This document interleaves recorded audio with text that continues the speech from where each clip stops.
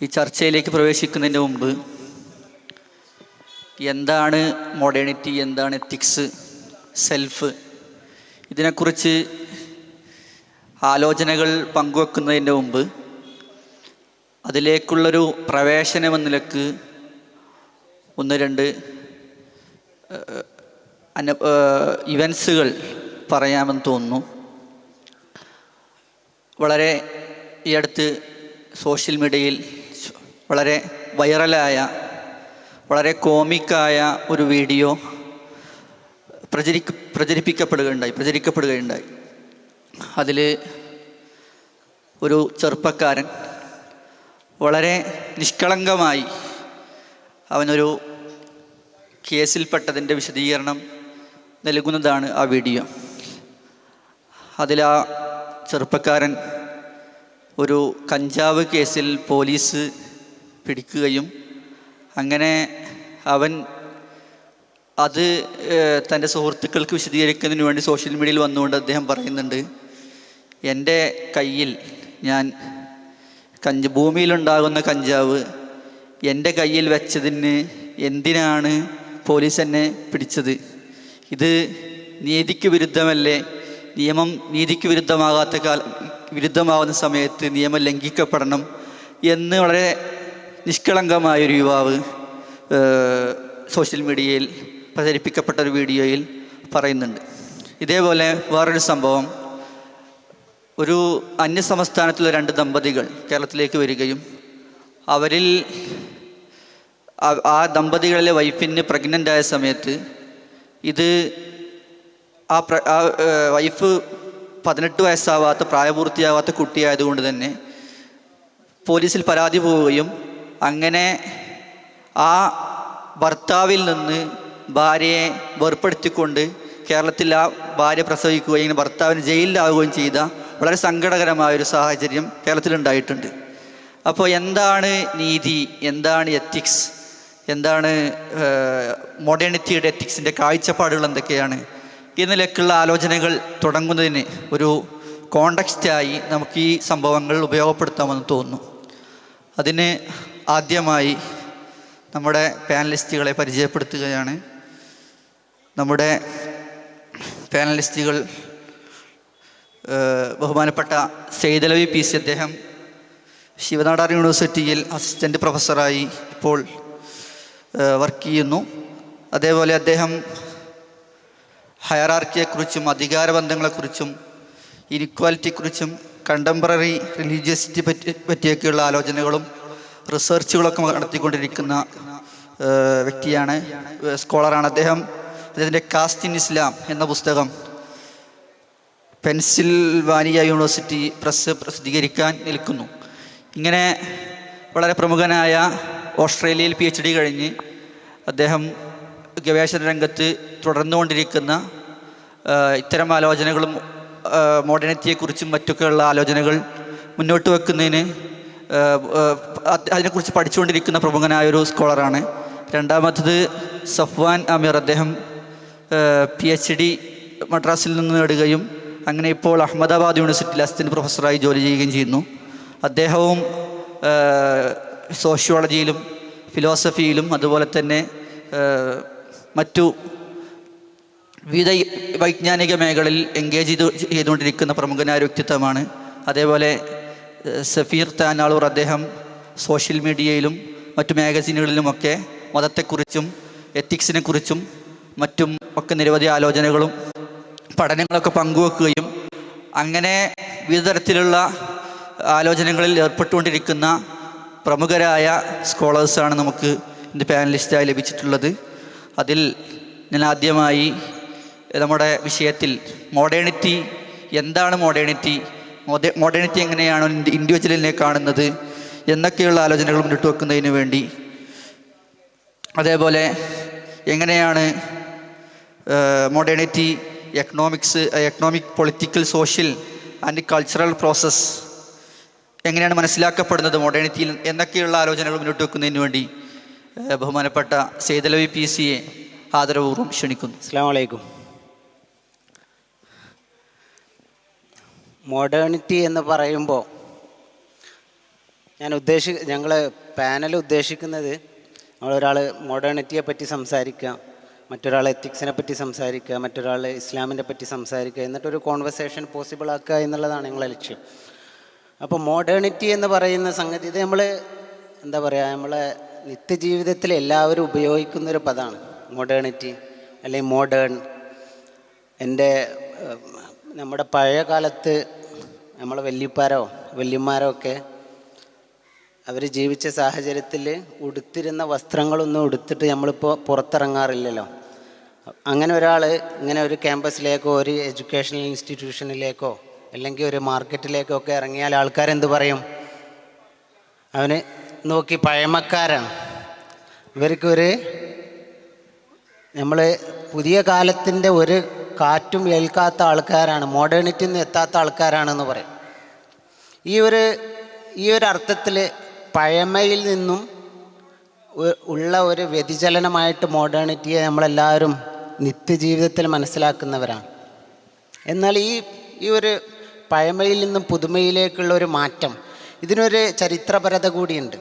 ആ ചരിത്രപരത യൂറോപ്യൻ അധിനിവേശമായിട്ടൊക്കെ ബന്ധപ്പെട്ടുകൊണ്ട്, പ്രത്യേകിച്ചും ഇന്ത്യൻ കോണ്ടെക്സ്റ്റിൽ യൂറോപ്യൻ അധിനിവേശമൊക്കെയായിട്ട് ബന്ധപ്പെട്ട് നിൽക്കുന്ന ഒരു പ്രതിഭാസമാണ്.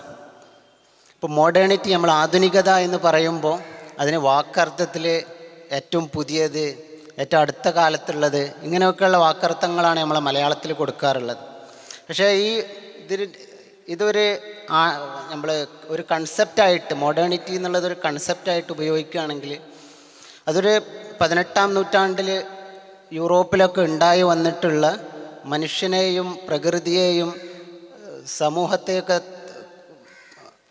ഈ 3 കാറ്റഗറി തമ്മിലുള്ള ബന്ധത്തെയൊക്കെ കുറിച്ച് ഉള്ള ആലോചനകൾക്കാണ് ശരിക്കും നമ്മൾ മോഡേണിറ്റി എന്ന് പറയുന്നത്. പക്ഷേ ഇതിന് ഈ 18-ാം നൂറ്റാണ്ടിന് പിറകിലേക്കും ഇതിന് ഒരുപാട് എന്താ പറയുക, ഒരുപാട് ഹിസ്റ്ററി ഉണ്ട്, ഒരുപാട് ജിനിയോളജി ഉണ്ട്. നിങ്ങൾ ക്ഷമിക്കണം, ചില കാര്യങ്ങൾക്കൊന്നും മലയാളമാണ് പറയാൻ വരുന്നില്ല, ക്ഷമിക്കുക. മനസ്സിലാക്കുമെന്ന് വിചാരിക്കുന്നു. അപ്പോൾ ഈ മോഡേണിറ്റിയെ പറ്റിയുള്ള ആലോചനകളിൽ ഇപ്പോൾ ഞാൻ വായിച്ചതിൽ എനിക്ക് ഏറ്റവും സിമ്പിളായിട്ട് മനസ്സിലാക്കാൻ പറ്റുന്ന ഒരു സംഗതി എന്ന് പറയുന്നത് മനുഷ്യനെയും പ്രകൃതിയെയും സാമൂഹിക ബന്ധങ്ങളെയും കുറിച്ചുള്ള പുനരാലോചനകളാണ്. ഈ പുനരാലോചനകൾ നടക്കുന്നത് 4 തരത്തിലുള്ള പ്രവർത്തനങ്ങളുടെ ഫലമായിട്ടാണ്. ഒന്ന്, സാമ്പത്തികമായിട്ടുള്ള പദ്ധതികൾ, രാഷ്ട്രീയമായിട്ടുള്ള പദ്ധതികൾ, സാമൂഹികമായിട്ടുള്ള പദ്ധതികൾ, സാംസ്കാരികമായിട്ടുള്ള പദ്ധതികൾ. ഇനി ഇതിൻ്റെ 1-2 കാര്യങ്ങൾ എടുത്ത് ഞാൻ സംസാരിക്കാം. നമ്മൾ വെറുതെ വേർഡ്സ് ഉപയോഗിക്കുന്നതിനേക്കാൾ ഇതിൻ്റെ നമ്മളിപ്പോൾ ഈ പറയുന്ന, ഇപ്പോൾ സാബിത്ത് ഉസ്താദ് പറഞ്ഞ ഈ ഒരു വ്യക്തി എന്നുള്ളതിലേക്കുള്ള ഒരു ബന്ധം എന്താണെന്ന് നമുക്ക് മനസ്സിലാക്കാൻ ശ്രമിക്കാം. എന്നിട്ട് ഞാൻ അവസാനിപ്പിക്കാം. സാമ്പത്തികമായിട്ടുള്ള, ഇപ്പോൾ മോഡേണിറ്റിയെ സാമ്പത്തികമായിട്ടുള്ള ഒരു പ്രോസസ്സായിട്ട് നമ്മൾ മനസ്സിലാക്കുകയാണെങ്കിൽ ഞാൻ പറഞ്ഞു 18-ാം നൂറ്റാണ്ടിലാണ് ഈ 3 ആശയങ്ങളെക്കുറിച്ചുള്ള പഠനങ്ങൾ ഉരുത്തിരിഞ്ഞു വരുന്നത് പറഞ്ഞു. മനുഷ്യൻ, സമൂഹം, പ്രകൃതി. ഇതിൽ സാമ്പത്തികം എന്നുള്ളതിൻ്റെ ആലോചനകൾ 16-ാം നൂറ്റാണ്ടിൽ തന്നെ തുടങ്ങുന്നുണ്ട്. അതിൻ്റെ ഒരു സംഗതി ഇപ്പോൾ നിങ്ങൾക്കൊക്കെ ആലോചിച്ചാൽ മതി. നമ്മളെ നാട്ടിലൊക്കെ പള്ളിയിലേക്ക് വഖഫ് ചെയ്യുക, പള്ളിയിലേക്ക് എന്തെങ്കിലും ഭൂമിയായിട്ടോ മരങ്ങളായിട്ടോ ഇങ്ങനെയൊക്കെ വഖഫ് ചെയ്യുന്നൊരു സമ്പ്രദായമുണ്ട്. ഇത് എല്ലാ മതങ്ങളിലും എല്ലാ സംസ്കാരങ്ങളിലും ഉണ്ട്. ഇങ്ങനെ നമ്മൾ ജോലി ചെയ്ത് അധ്വാനിച്ച് ഉണ്ടാക്കുന്ന പണം മറ്റു സാംസ്കാരികമാകട്ടെ ആത്മീയമാകട്ടെ കാര്യങ്ങൾക്ക് ഉപയോഗിക്കുക എന്നുള്ള ഒരു പ്രോസസ്സ് എല്ലാ സമൂഹങ്ങളിലും ഉണ്ടായിട്ടുണ്ട്.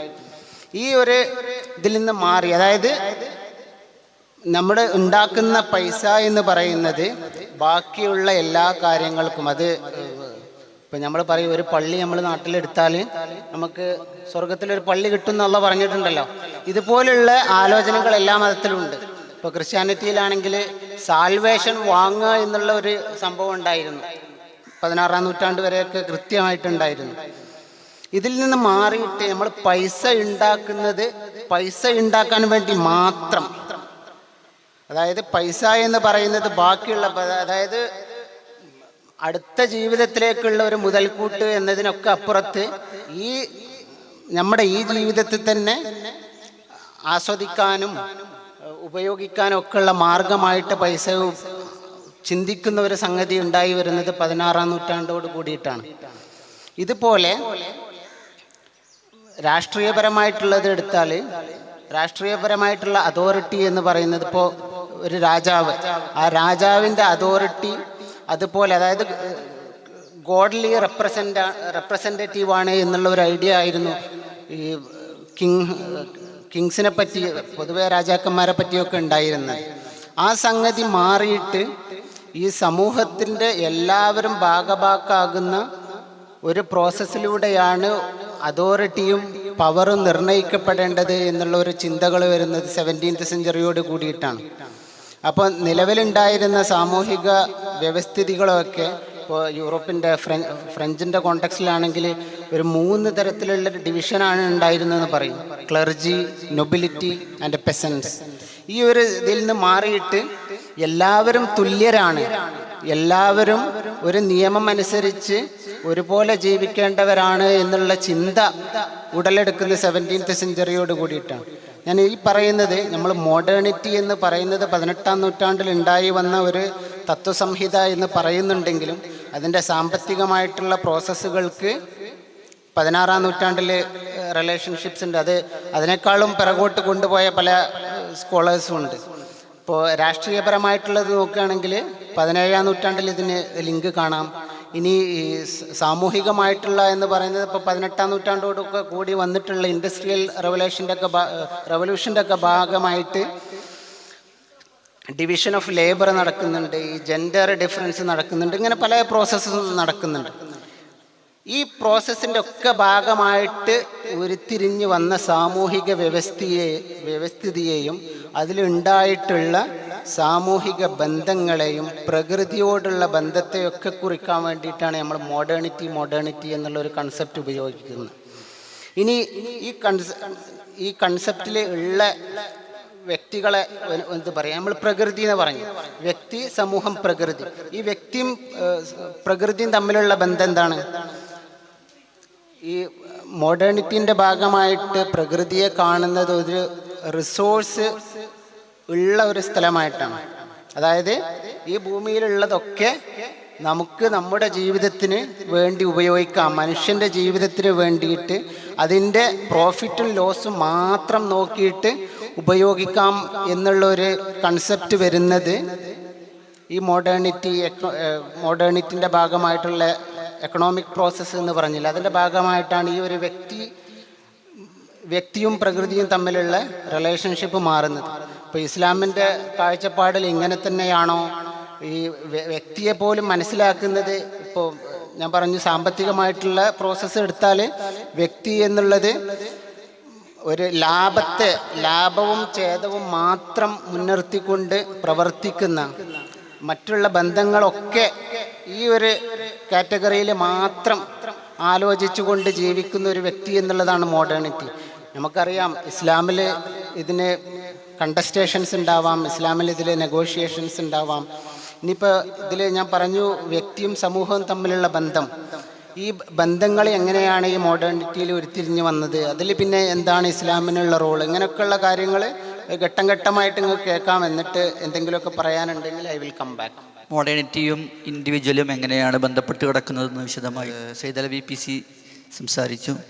ഇനി നമ്മോട് അഭിസംബോധന ചെയ്യുന്നത് സഫ്വാൻ ആമിറാണ്. അദ്ദേഹം എത്തിക്സ് എന്താണ് എന്നും മോഡേൺ എത്തിക്സും പ്രീ മോഡേൺ എത്തിക്സും അതേപോലെ തന്നെ അത് മനുഷ്യകേന്ദ്രീകൃതമായ ആന്ത്രപ്പോസെൻട്രിക്കിൻ്റെ അപ്പുറത്തേക്ക് എങ്ങനെ നമുക്ക് ആലോചിക്കാം എന്നൊക്കെയുള്ള ആലോചനകളാണ് സഫ്വാൻ നമുക്ക് മുന്നോട്ട് വെക്കുന്നത്. അദ്ദേഹത്തെ ക്ഷണിക്കുന്നു. അസ്സലാമു അലൈക്കും. ഇവിടെ സയ്യിദ് അലവി സംസാരിച്ചതുപോലെ മോഡേണിറ്റിയുടെ പല മാക്രോ ആയിട്ടുള്ള വലിയ സ്ട്രക്ചറൽ സംഭവങ്ങളാണ് നമുക്കത് മനസ്സിലാക്കാൻ പറ്റുന്നത്. അപ്പം അതിൽ ചില കാര്യങ്ങൾ വളരെ മൈന്യൂട്ടായി വർക്കൗട്ട് ചെയ്യുന്ന ആ ഒരു പിക്ചറാണ് ഞാനിവിടെ പറയാൻ ഉദ്ദേശിക്കുന്നത്.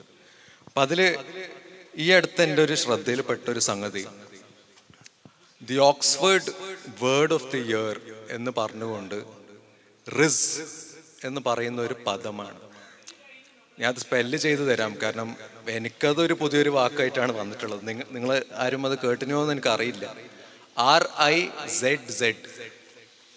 അപ്പം ആദ്യം ഞാനത് കേട്ടാലും റിസ്ക് എന്നൊക്കെ ആണല്ലോ നമ്മൾ പെട്ടെന്നൊന്ന് വിചാരിച്ചു പോവാ.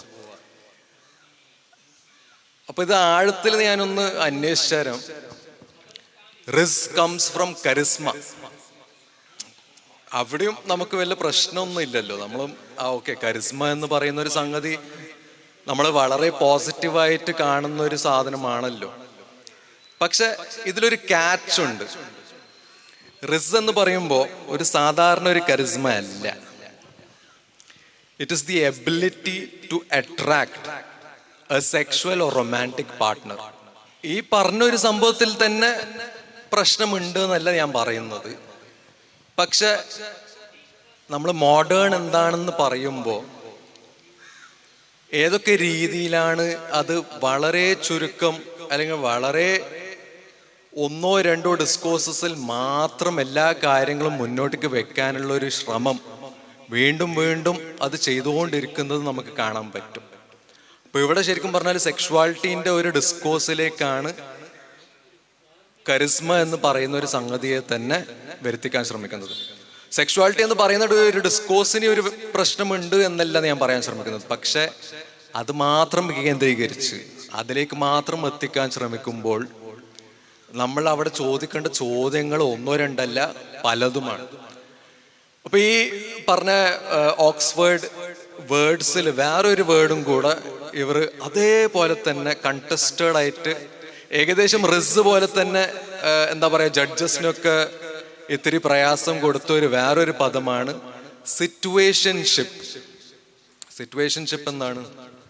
ആർക്കെങ്കിലും സിറ്റുവേഷൻഷിപ്പിനെ കുറിച്ച് അറിയോ എന്താണെന്ന്?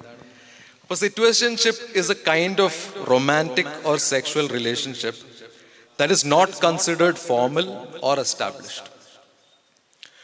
ഇതിൽ വേറൊരു വിഷമം എന്ന് വെച്ചാൽ, ഞാനിപ്പം സെക്ഷുവാലിറ്റിനെ കുറിച്ച് സംസാരിച്ചാൽ പിന്നെ ഞാനും ആ ഒരു ഡിസ്കോഴ്സിന്റെ ഭാഗമാവുന്നതാണ് അതിൽ വേറൊരു പ്രയാസം.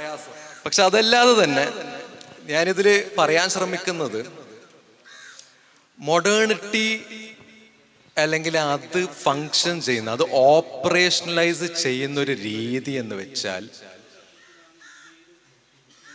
അത് മനുഷ്യന്റെ ഏറ്റവും ഇന്റിമേറ്റ് ആയിട്ടുള്ള ചില കാര്യങ്ങൾ വരെ അത് അതിലത്തേക്ക് തന്നെ കയറും. അത് അതിലത്തേക്ക് തന്നെയാണ് കാര്യങ്ങൾ മുന്നോട്ടേക്ക് വെക്കാൻ ശ്രമിക്കുക. അപ്പോൾ മോഡേണിറ്റീനെ നമ്മൾ എന്താ പറയുക, ഒരു മാക്രോ പ്രോസസ്സ് മാത്രമായി കാണാതെ അതിൻ്റെ ആ മൈക്രോ ലെവലിലുള്ള സംഭവം നമ്മൾ മനസ്സിലാക്കി എടുക്കേണ്ടതാണ്. ഇവിടെയാണ് എത്തിക്സ് എന്ന് പറയുന്ന അല്ലെങ്കിൽ മൊറാലിറ്റി എന്ന് പറയുന്ന ഒരു വലിയൊരു സ്കോപ്പ് തന്നെ വന്നുകൊണ്ടിരിക്കുന്നത്. ഇതില് നമുക്ക് പൊതുവെ ചോദിക്കാൻ പറ്റുന്നതാണ്, മോഡേണിറ്റിയിൽ ഇങ്ങനെയാണെങ്കിൽ ഇതിൻ്റെ മുന്നേ ഉള്ള ഒരു കാലം നമുക്ക് പ്രീ മോഡേണായി നമുക്കതിനെ കാണാൻ പറ്റുന്നുണ്ടെങ്കിൽ ഈ പ്രീ മോഡേൺ സംഭവം അല്ലെങ്കിൽ ഈ പ്രീ മോഡേൺ സമയത്ത് ഇതേപോലെ തന്നെ ആയിരുന്നോ സംഭവങ്ങൾ എന്ന് നമ്മൾ ചിന്തിക്കേണ്ടതുണ്ട്. പൊതുവെ ആൾക്കാർ റപ്ചർ എന്ന് പറയുന്ന ഒരു രീതിയിൽ ചിന്തിക്കാൻ ശ്രമിക്കുമ്പോൾ ഈ ഹിസ്റ്ററിക്ക് ഒരു കണ്ടിന്യൂറ്റി മാത്രമല്ല, അതിൽ പല പല കാര്യങ്ങളും നടക്കുന്നുണ്ട്. അപ്പം അതിൽ ഏറ്റവും വലിയൊരു ഈ പറഞ്ഞ കണ്ടിന്യൂറ്റിയിൽ ഒരു ബ്രേക്ക് നടത്തുന്ന ഒരു സംഗതിയാണ് മോഡേണിറ്റി. അപ്പോൾ നമ്മൾ ഒരുപാട് സംഭവങ്ങൾ നമ്മൾ ഏത് രീതിയിലാണോ നമ്മളെ സെൻസസ്, നമ്മളെ സെൻസിബിലിറ്റീസ് എങ്ങനെയാണോ നമ്മൾ വളർത്തിയെടുക്കുന്നത്, നമ്മളെങ്ങനെയാണോ കാര്യങ്ങൾ മനസ്സിലാക്കുന്നത്, നമ്മളെങ്ങനെയാണോ സംഭവങ്ങൾ നമ്മളെന്താ പറയുക, നമ്മളത് കാഴ്ച മുഖേന ആവാം, അല്ലെങ്കിൽ നമ്മൾ സംസാരം മുഖേന ആവാം, നമ്മൾ വായിക്കുന്നത് മുഖേന ആവാം, അതിലൊക്കെ പല പല രീതിയിലുള്ള മാറ്റങ്ങൾ വരുന്നുണ്ട്. അപ്പം ഇതിനെയാണ് നമ്മൾ മോഡേണിറ്റീസ് റപ്ചർ, അത് പല പല ഫേസസ് മുഖേനയാണ് മൊത്തത്തിൽ അത് സംഗതി മാറുന്നത്. സയ്യിദ് അലവി സൂചിപ്പിച്ചതുപോലെ അതിനൊരു ഹിസ്റ്ററി ഉണ്ട്. ആ ഒരു ഹിസ്റ്ററി യൂറോപ്യൻ എൻലൈറ്റൻമെന്റും യൂറോപ്യൻ റാഷണാലിറ്റിയിൽ തന്നെയാണ്. അപ്പൊ അതല്ലാതെ വേറെ ഒരുപാട് സാധ്യതകൾ സത്യം പറഞ്ഞാൽ നമ്മളെ ഈസ്റ്റ് അല്ലെങ്കിൽ ലാർജർ ഈസ്റ്റേൺ റീജിയൻസിലൊക്കെ നമുക്ക് കാണാൻ പറ്റും. ഇത് ഞാനൊരു വെസ്റ്റ് ആൻഡ് ഈസ്റ്റ് ബൈനറി വെച്ച് മുന്നോട്ടേക്ക് സംഗതി പറയാൻ ശ്രമിക്കുന്നതല്ല. പക്ഷെ എന്നാൽ പോലും വെസ്റ്റിന്റെ ഒരു ഹിസ്റ്റോറിക്കൽ കോണ്ടെക്സ്റ്റിൽ നിന്നാണ് എൻലൈറ്റൻമെന്റ് വരുന്നത്. അവിടെ സത്യത്തിൽ ഡാർക്ക് ഏജസ് തന്നെ ആയിരുന്നു. പക്ഷെ നേരം മറിച്ച് അതേ സമയം ഈസ്റ്റേൺ സൊസൈറ്റീസ് ആയ ചൈനീസ് ആവാം, അല്ലെങ്കിൽ ഇന്ത്യൻ ആവാം, നമ്മളിപ്പോൾ സൗത്ത് ഏഷ്യൻ എന്നൊക്കെ പറയുന്ന രീതിയിലുള്ള പല പല റീജിയൻസിലുള്ള കമ്മ്യൂണിറ്റീസ് വേറെ ഒരുപാട് രീതിയിൽ ഇവർ എന്താ പറയുക, പ്രോഗ്രസ് എന്ന് പറയുന്ന ഒരു സംഭവത്തിന് അവരുടേതായ രീതിയിൽ അവർ അതിനെ ഏറ്റെടുത്ത് മുന്നോട്ടേക്ക് പോകുന്നുണ്ട്. അപ്പൊ നമ്മൾ മനസ്സിലാക്കേണ്ടതെന്ന് വെച്ചാൽ ഒരു ഡാർക്ക് ഏജ് അത് ശരിക്കും പറഞ്ഞാൽ വെസ്റ്റിന്റെ ഒരു ഹിസ്റ്ററിയിലാണ് നമുക്ക് കാണാൻ പറ്റുന്നത്, അല്ലാതെ എവിടെ അത് കാണാൻ പറ്റുന്നില്ല. പല രീതിയിലുള്ള പ്രശ്നങ്ങളും പ്രയാസങ്ങളും ഒക്കെ കാണുമായിരിക്കും, പക്ഷെ അതേ രീതിയിലുള്ള ഒരു ഡാർക്ക് ഏജസ് ഇവിടെ നടന്നിട്ടുണ്ടോ എന്ന് ചോദിച്ചാൽ അത് ഒരു വലിയൊരു ക്വസ്റ്റ്യൻ മാർക്ക് തന്നെയാണ്. അപ്പോ പൊതുവെ നമ്മൾ ഈ പറയുന്ന പ്രീ മോഡേൺ എന്ന് പറയുന്ന ഒരു സംഭവം, ഇതിലൊക്കെ നമുക്ക് പറയാൻ പറ്റുന്നത് പല പല ട്രഡീഷൻസ് പല രീതിയിലുള്ള ഇന്ററാക്ഷൻസ് നടത്തുന്നുണ്ട്. പക്ഷെ മോഡേണിറ്റിയുടെ ഏറ്റവും വലിയൊരു സംഗതി എന്ന് വെച്ചാൽ it doesn't actually give you A choice. You don't have a choice. നിങ്ങൾ ലിറ്ററലി കോൺസ്ക്രിപ്റ്റഡ് ആണ്. കോൺസ്ക്രിപ്റ്റഡ് എന്ന് പറയുമ്പോൾ എന്താണ്? ചില രാജ്യങ്ങളിൽ 18 വയസ്സാവുമ്പോൾ അവിടുത്തെ സിറ്റിസൻസിന് ഒരു രീതിയിലും എന്താ പറയാ, അവർ വോളണ്ടറി സർവീസ് അല്ലാതെ അവർ കമ്പൾസറി ആർമിയിലേക്ക് കയറേണ്ട ഒരു സംഗതി നമുക്ക് കാണാൻ പറ്റുന്നുണ്ട്. അപ്പൊ അത് ഇസ്രായേൽ, സിംഗപ്പൂർ, ഇവിടൊക്കെ നമ്മൾ കോൺസ്ക്രിപ്റ്റ്സ് എന്നാന്ന് പറയാല്. They are conscripted into the army and they don't have a choice. ബാക്കിയുള്ള എല്ലാ രാജ്യങ്ങളിലും നമുക്ക് എന്താ പറയാ, ഒരു ചോയ്സ് ഉണ്ട്, എനിക്ക് ആർമി കയറണോ വേണ്ടയോ എന്ന് നമ്മൾ തന്നെ തീരുമാനിക്കും. പക്ഷെ ഈ പറഞ്ഞ ഒരുപാട് നേഷൻസിൽ, ഈ പറഞ്ഞ ഒരുപാട് രാജ്യങ്ങളിൽ ആ ഒരു സംഗതി ഇല്ല. അപ്പൊ അതേപോലെ തന്നെയാണ് മോഡേണിറ്റി. ഒരു ദിവസം നമുക്കിതില്ലാതെ പറ്റുമോ? ഇല്ല, പറ്റില്ല. അപ്പൊ ഒരർത്ഥത്തിൽ നമ്മളും എത്രമാത്രം ട്രഡീഷൻ എന്നൊക്കെ പറഞ്ഞാൽ തന്നെ ഈ മോഡേണിറ്റിയുടെ ഈ ടെക്നോളജീസ് എന്ന് പറയുമ്പോൾ തന്നെ ടെക്നോളജീസിന് പല പല കാര്യങ്ങളുണ്ട് കേട്ടോ. ടെക്നോളജീസ് നമ്മളെ ബോഡിയിൽ തന്നെ ഫോക്കസ് ചെയ്തുകൊണ്ട് നമ്മൾ പറയുന്ന ഒരുപാട് ഇൻസ്ട്രുമെന്റ്സിലേക്കും നീങ്ങുന്ന ഒരു രീതിയിലാണ് ടെക്നോളജീസിനെ നമ്മൾ മനസ്സിലാക്കേണ്ടത്. അപ്പൊ ആ ഒരു അർത്ഥത്തിൽ മോഡേണിറ്റിയുടെ ആ ഒരു വെല്ലുവിളി, അല്ലെങ്കിൽ എത്രമാത്രം നമ്മളെ ജീവിതത്തിൽ നമ്മളെ ഈ പറയുന്ന മൊറാലിറ്റി ആയിക്കോട്ടെ, എത്തിക്സ് ആയിക്കോട്ടെ, അതിലൊക്കെ വളരെ കൃത്യമായി കാര്യങ്ങൾ മുന്നോട്ടേക്ക് അത് കൊണ്ടുപോകുന്നുണ്ട്. നമ്മൾ അറിഞ്ഞോ അല്ലെങ്കിൽ അറിയാതെയോ അത് നടന്നുകൊണ്ടിരിക്കുന്നുണ്ട് എന്നുള്ളൊരു ഹക്കായിട്ടുള്ളൊരു സംഭവമാണ്. അപ്പൊ ഇതിലെന്താണ് നമുക്ക് ചെയ്യാൻ പറ്റുക എന്ന് ചോദിച്ചാൽ എനിക്കും വലിയ എന്താ പറയാ, എനിക്കൊരു ഒരു വഴി ഇങ്ങനെയൊക്കെ ആയിരിക്കാം എന്നുള്ളൊരു ബോധം മാത്രമേ ഉള്ളൂ. ബാക്കി നിങ്ങളിൽ നിന്ന് പഠിച്ചെടുക്കുക എന്നുള്ളതാണ് എൻ്റെ ഒരു ലക്ഷ്യം. അപ്പൊ പൊതുവെ മനസ്സിലാക്കാൻ പറ്റുന്നത് മോഡേണിറ്റിയുടെ റൂട്ട് കോസ് എന്ന് പറയുന്നത് ഹ്യൂമൻ സെൻട്രിക് ആയിട്ടുള്ള, നമ്മൾ പറയുന്ന ആന്ത്രോപോസെൻട്രിക്, അതായത് മനുഷ്യൻ അല്ലെങ്കിൽ മനുഷ്യരെ കേന്ദ്രീകരിച്ചിട്ടുള്ള ഒരു സംഗതി. അപ്പൊ നമുക്ക് കാണാൻ പറ്റും എല്ലാ അർത്ഥത്തിലും ഇത് തന്നെയാണ് നീങ്ങുന്നത്. നേരത്തെ സൂചിപ്പിച്ചതുപോലെ എല്ലാ കാര്യവും പ്രോഫിറ്റ് അല്ലെങ്കിൽ ക്യാപിറ്റൽ അക്യുമുലേഷനിലേക്ക് മാത്രം നീങ്ങിക്കൊണ്ടിരിക്കുമ്പോൾ ഇവിടെ നടക്കുന്ന നമ്മളെ പ്രകൃതി, നേച്ചർ എന്നൊക്കെ പറയുന്ന ഒരു സംഭവം എത്രമാത്രം താഴോട്ടേക്ക് പോയാലും, അല്ലെങ്കിൽ അത് ഇനി മുഴുവനായി നഷ്ടപ്പെട്ടാലും, നശിച്ചു ഈ പറയുന്ന ഹ്യൂമൻ സെൻട്രിക് ആയിട്ടുള്ള ഒരു സിസ്റ്റമിൽ കൂടെയാണല്ലോ ഈ നാശം കാണാൻ പറ്റുന്നത്. അപ്പൊ അങ്ങനെയൊക്കെ നടന്നാൽ പോലും നമ്മൾ ഇനിയും മുന്നോട്ടേക്ക് പോകണമെന്ന് പറയുന്ന ഒരു ലാർജർ മെന്റാലിറ്റിയാണ് നമ്മളെ ഇടയിൽ കാണാൻ പറ്റുന്നത്. അതിന്റെ 2 എക്സാമ്പിൾസ് പറഞ്ഞുകൊണ്ട് ഞാനിവിടെ നിർത്താം.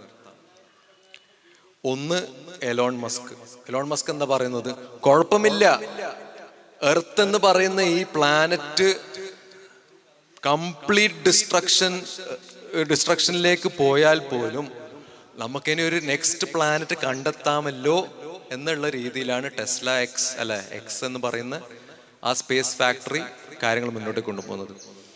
അതേപോലെ തന്നെ ജെഫ് ബേസോസ്, ആമസോണിന്റെ CEO, അപ്പൊ അദ്ദേഹത്തിന്റെ ഇപ്പോഴത്തെ പ്രൈവറ്റ് റിസർച്ച് എന്ന് പറയുന്നത് എങ്ങനെയാണ് ഒരാൾ ഏജിങ്, ആ പ്രോസസ്സിന് നമ്മൾ എങ്ങനെയാണ് സ്റ്റോപ്പ് ചെയ്യുക എന്നുള്ള ഒരു സംഗതിയിലേക്കാണ് നീങ്ങുന്നത്. അപ്പൊ ഇതാണ് മോഡേണിറ്റിയുടെ എത്തിക്സ് എന്നുള്ള രീതിയിലാണ് ഞാൻ അതിനെ മനസ്സിലാക്കുന്നത്. സഫ്വാൻ മോഡേണിറ്റിയുടെ എത്തിക്സിനെ കുറിച്ചും പ്രീ മോഡേൺ എത്തിക്സിനെ കുറിച്ചും അതുണ്ടാക്കുന്ന അല്ലെങ്കിൽ അതിൻ്റെ നിരവധി തരത്തിലുള്ള പ്രശ്നങ്ങളിലേക്കൊക്കെ വിശദമായി തന്നെ സൂചിപ്പിച്ചു. അതിന് പരിഹാരം ആലോചിക്കാൻ വേണ്ടി മുന്നോട്ട് വരണമെന്ന് അദ്ദേഹം ആഗ്രഹിക്കുകയും ചെയ്തു. ഇനി നമ്മോട് അഭിസംബോധന ചെയ്യുന്നത് സഫീർ തന്നാലൂറാണ്. അദ്ദേഹം ഇന്ന് നമ്മൾ അനുഭവിച്ചുകൊണ്ടിരിക്കുന്ന എത്തിക്സും അതേപോലെ തന്നെ നമ്മൾ അനുഭവിച്ചുകൊണ്ടിരിക്കുന്ന പലതരം കോൺഫ്ലിക്ട്സുകളുണ്ട്. അതായത് ആധുനികമായ രീതി ജീവിച്ചുകൊണ്ടിരിക്കുന്ന സമയത്ത് ലീഗൽ എത്തിക്സ് ഒക്കെ തുടങ്ങിയ തരത്തിൽ നമ്മൾ അനുഭവിച്ചുകൊണ്ടിരിക്കുന്ന ഒരുപാട് സംഘടനകളും സംഘർഷങ്ങളെ കുറിച്ചൊക്കെ വിശദമായി സംസാരിക്കുന്നതിന് വേണ്ടിയിട്ടാണ് ബഹുമാനപ്പെട്ട സഫീർ തന്നാലൂരിനെ അദ്ദേഹത്തെ ക്ഷണിക്കുന്നു. ഈ മോഡേണിറ്റിയുടെ എത്തിക്സും അതിൻ്റെ ഒരു അടിസ്ഥാന പ്രശ്നമായിട്ട് നമുക്ക് മനസ്സിലാക്കാൻ കഴിയുക, അതൊരിക്കലും യഥാർത്ഥ പ്രശ്നങ്ങളെ അത് കൺസിഡർ ചെയ്യുന്നില്ല, അത് അഡ്രസ്സ് ചെയ്യുന്നുമില്ല. ഇപ്പം നമ്മൾ ഇടയ്ക്ക് കേൾക്കാറുണ്ട് അധ്യാപകരും വിദ്യാർത്ഥികളും തമ്മിലുള്ള ഒരു ബന്ധത്തിൻ്റെ, ചിലപ്പോൾ ഏതെങ്കിലും ഒരു അധ്യാപകൻ ഒരു വിദ്യാർത്ഥിയെ അയാളുടെ ഒരു അതോറിറ്റി ചിലപ്പോൾ മിസ്യൂസ് ചെയ്തിട്ടുണ്ടായിരിക്കും, ചിലപ്പോൾ എന്തെങ്കിലും പക വീട്ടാനൊക്കെ ഉപയോഗിച്ചിട്ടുണ്ടായിരിക്കും, അനാവശ്യമായ രീതിയിൽ അയാൾ ഉപയോഗിച്ചിട്ടുണ്ടായിരിക്കും. അതിനെ മോഡേണിറ്റി എങ്ങനെ അഡ്രസ്സ് ചെയ്യാന്ന് ചോദിച്ചാൽ, ഈ വിദ്യാർത്ഥി തികച്ചും സ്വതന്ത്രമായ ഒരു വ്യക്തിയാണ്, അയാളുടെ യാതൊരു കാര്യങ്ങളിലും ഇടപെടാൻ അധികാരമില്ല, പഠിപ്പിക്കുക എന്നുള്ളത് മാത്രമാണ് അധ്യാപകൻ്റെ ജോലി എന്നുള്ളൊരു രീതിയിലേക്ക് മാറ്റി ആ ഒരു അധ്യാപകൻ വിദ്യാർത്ഥി എന്നുള്ള ആ ഒരു ബന്ധത്തെ അത് ഇല്ലാതാക്കും. പഠിപ്പിക്കൽ മാത്രമാണ് അധ്യാപകൻ്റെ ജോലി, വിദ്യാർത്ഥി പൂർണ്ണമായി സ്വതന്ത്ര വ്യക്തിയാണ്. അവൻ്റെ ബാഗിൽ എന്തെങ്കിലും സംശയകരമായി കണ്ടു കഴിഞ്ഞാൽ നമ്മളത് ചെക്ക് ചെയ്യാൻ പാടില്ല. ഇങ്ങനൊരു ഡിസ്കോഴ്സിലാണ് അത് പോവുക. സ്വാഭാവികമായിട്ടും ഇത്രയും ആ ഒരു യുവത്വത്തിൻ്റെ പ്രായത്തിൽ യുവത്വം ആസ്വദിക്കുന്നതും ഭാവി അപകടത്തിലാക്കുന്നതും തമ്മിലുള്ളൊരു വ്യത്യാസം തിരിച്ചറിയാൻ കഴിയാത്ത, വൈകാരികമായും പ്രലോഭനങ്ങൾക്കൊക്കെ കീഴ്പ്പെടുന്ന വൾണറബിളായിട്ടുള്ള ആ ഒരു പ്രായത്തിൽ ചിലപ്പം പല അപകടങ്ങളിലും അബദ്ധങ്ങളിലൊക്കെ ചെന്ന് ചാടും. അപ്പം നമുക്ക് ചുറ്റും ഒരുപാട് കെണികളാണുള്ളത്. അങ്ങനെ പിന്നെ നമ്മൾ അത്തരം വാർത്തകൾ കേൾക്കാൻ തുടങ്ങും. ഹൈസ്കൂൾ കുട്ടികൾ ലഹരി ഉപയോഗിക്കുന്നുണ്ട്, ബാത്റൂമിൽ പ്രസവിക്കുന്നുണ്ട്. അപ്പം നമ്മൾ എന്താണ്, നമുക്ക് എവിടെയാണ് പിഴച്ചു പോയതെന്ന് വെച്ചിട്ട് ഇങ്ങനെ ഈ തിയറീസ് പറയുന്നവർ തന്നെ ഇങ്ങനെ ചോദിച്ചിട്ട് സോഷ്യൽ മീഡിയയിലൊക്കെ ഇരിക്കുന്നത് കാണാം. അപ്പം ഇവിടെ ആക്ച്വലി എന്താ സംഭവിച്ചതെന്ന് വെച്ചാൽ, ശരിക്കും അവിടെ ഉണ്ടായിരുന്നത് ഒരു മോറൽ ക്രൈസിസ് ആയിരുന്നു, ഒരു എത്തിക്കൽ ഇഷ്യൂ ആയിരുന്നു. ആ അധ്യാപകന് മാത്രം ഉണ്ടായിരുന്ന ഒരു ധാർമ്മിക പ്രശ്നമായിരുന്നു ഉണ്ടായിരുന്നത്. അതിനെ ലീഗലി അല്ലെങ്കിൽ സ്ട്രക്ചറലി അഡ്രസ്സ് ചെയ്യാൻ ശ്രമിച്ചു എന്നുള്ളതാണ്. ഇതിപ്പോൾ എല്ലാ വിഷയത്തിലും ഇപ്പോൾ സ്ത്രീധനം ഭയങ്കരമായിട്ട് ചർച്ച ചെയ്തുകൊണ്ടിരിക്കുന്നുണ്ട്. സ്ത്രീധനമാണ് പ്രശ്നം എന്നാണ് നമ്മളും കരുതുന്നത്. യഥാർത്ഥത്തിൽ ഈ മനുഷ്യർ തമ്മിലുള്ള സംഘർഷങ്ങളുടെയൊക്കെ ഒരു അടിസ്ഥാന പ്രശ്നം എന്ന് പറയുന്നത് ഗ്രീഡ്, സെൽഫിഷ്നെസ്, എൻവി, ഇങ്ങനെയുള്ള ഇപ്പോൾ ഇസ്ലാം ഹൃദയത്തിൻ്റെ രോഗങ്ങളാണ് എന്ന് പറയുന്ന സംഭവങ്ങളാണ് യഥാർത്ഥത്തിൽ എല്ലാ പ്രശ്നങ്ങളുടെയും ഒരു മൂല കാരണം. പക്ഷെ അത് മാനിഫെസ്റ്റ് ചെയ്യുന്നത് ഇങ്ങനെ പല രീതിയിൽ കൂടി ആയിരിക്കും. ചിലപ്പോൾ രാഷ്ട്രീയ പാർട്ടികൾ തമ്മിലുള്ള സംഘർഷമായിരിക്കും, സ്ത്രീധനത്തിൻ്റെ പേരിലുള്ള ഇതായിരിക്കും, ചതി, വഞ്ചന, അങ്ങനെ പല രീതിയിലായിരിക്കും അത് പുറത്ത് കാണുന്നത്. മോഡേണിറ്റി ഈ പുറത്ത് കാണുന്ന ഈ സിംറ്റംസിനെയാണ് അത് അഡ്രസ്സ് ചെയ്യുന്നത്. ഒരിക്കലും യഥാർത്ഥ പ്രശ്നങ്ങളെ അഡ്രസ്സ് ചെയ്യുകയില്ല, അഡ്രസ്സ് ചെയ്യാൻ അതിൻ്റെ കയ്യിൽ ടൂൾസും ഇല്ല. എന്ന് മാത്രമല്ല, അതിനെ പ്രൊമോട്ട് ചെയ്യാണ് മോഡേണിറ്റി ശരിക്കും ചെയ്യുന്നത്. ഇപ്പോൾ നേരത്തെ ഇവരെ ഈ പാനലിസ്റ്റുകളൊക്കെ സംസാരിച്ചു, അതായത് പണമുണ്ടാക്കുക എന്നുള്ളൊരു രീതിയിലേക്ക് മോഡേണിറ്റി നമ്മുടെ ചിന്തകളെ മാറ്റി. ജീവിതം എന്ന് പറഞ്ഞാൽ ജീവിക്കുക എന്നുള്ള രീതിയിലേക്ക് അതിനെ മാറ്റി. സ്വാഭാവികമായിട്ടും എല്ലാവരും ആ ഒരു രീതിയിൽ ചിന്തിക്കാൻ തുടങ്ങും. ഇപ്പോൾ നമ്മളൊരു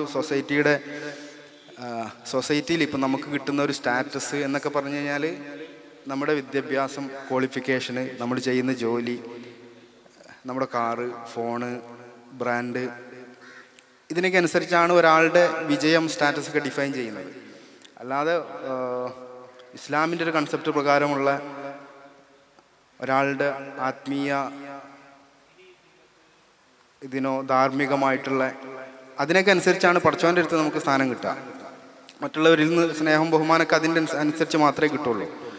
ബാക്കി നമുക്ക് തോന്നുന്നത് മോഡേണിറ്റിയുടെ ഒരു ഇൻഫ്ലുവൻസിൻ്റെ ഭാഗമായിട്ട് നമ്മുടെ ചിന്തകളെ അങ്ങനെ ഇതാണ് ജീവിതം, ഇതാണ് നമ്മൾ നേടേണ്ടത് എന്നുള്ള രീതിയിലേക്ക് മാറിയത് കൊണ്ടാണ്. അപ്പോൾ പറഞ്ഞു വരുന്നത്, മോഡേണിറ്റി ഈ പ്രശ്നങ്ങളെ അഡ്രസ്സ് ചെയ്യുന്നില്ല എന്ന് മാത്രമല്ല, ഈ പ്രശ്നങ്ങൾ ഇങ്ങനെ ക്രിയേറ്റ് ചെയ്തുകൊണ്ടിരിക്കുകയാണ് കൂടുതലായിട്ട്. പ്രശ്നങ്ങളെ അഡ്രസ്സ് ചെയ്യുന്ന സംവിധാനങ്ങളെ, മത ആത്മീയ സംവിധാനങ്ങളെ നമ്മുടെ സാമൂഹിക, സാംസ്കാരിക, രാഷ്ട്രീയ മേഖലകളിൽ നിന്നൊക്കെ അത് തുടച്ചു നീക്കി ഒരു പ്രൈവറ്റ് എൻ്റർപ്രൈസ് മാത്രമാക്കി മാറ്റി. മതം നമ്മുടെ ഒരു ആരും ഇല്ലാത്ത സമയത്ത് ആരും അറിയാതെ നമ്മൾ ചെയ്യുന്നൊരു സംഭവമാണ്. പുറത്ത് പറയാൻ കൊള്ളാത്തൊരു സംഭവമൊക്കെ ആക്കി മാറ്റി. അപ്പം ഇതാണ് ഈ നമ്മൾ പൊതുവേ ഏത് നമ്മൾ തന്നെ ഇപ്പം അങ്ങനെയാണ് ചിന്തിക്കുന്നത്. ഇപ്പോൾ ഒരു ഭാര്യയും ഭർത്താവും പ്രശ്നം ഉണ്ടായി കഴിഞ്ഞാൽ അവിടെ ഇൻഡിവിജ്വൽ സ്പേസ്, ഫ്രീഡം, ഇതൊക്കെ വെച്ചിട്ടാണ് നമ്മളതിനെ പരിഹരിക്കാൻ ശ്രമിക്കുന്നത്. ശരിക്കും അതൊരു മോറൽ ഇഷ്യൂ ആണ്. ഇതൊക്കെ ഇപ്പോൾ എൻ്റെ സ്വഭാവം അല്ലെങ്കിൽ എൻ്റെ ജീവിതത്തിൻ്റെ നിലവാരം, ക്വാളിറ്റി, എൻ്റെ സമാധാനം, സന്തോഷമൊക്കെ ഞാൻ അള്ളാഹുമായിട്ട് എത്രത്തോളം കണക്ഷൻ ഉണ്ട്, ആ ഒരു തഖ്വേൻ്റെ അടിസ്ഥാനത്തിലാണ് എൻ്റെ ജീവിതത്തിൻ്റെ നിലവാരവും എന്നെ ബന്ധപ്പെട്ട് ചുറ്റിലുള്ള ഒരു ജീവിതത്തിൻ്റെ നിലവാരമൊക്കെ അതിൻ്റെ അടിസ്ഥാനത്തിലാണ് ഡിഫൈൻ ചെയ്യുന്നത്, നിലനിൽക്കുന്നത്. ആ ഒരു ഈമാനിൻ്റെ, തഖ്വയുടെ. ഇപ്പം എൻ്റെ സ്വഭാവദോഷങ്ങളൊക്കെ ഇപ്പം നമ്മൾ നേരത്തെ പറഞ്ഞ ആ ഒരു അസൂയൻ്റെ ഒക്കെ ഒരു പ്രശ്നം എന്ന് പറഞ്ഞു കഴിഞ്ഞാൽ, ഇപ്പോൾ ഇസ്ലാം അസൂയയും കിബറൊക്കെ ഭയങ്കര ദോഷമായിട്ടാണ് കാണുന്നത്. കാരണം ഇതൊക്കെ ഈമാനിന് നേരെ വിരുദ്ധമായിട്ടുള്ള കാര്യങ്ങളാണ്.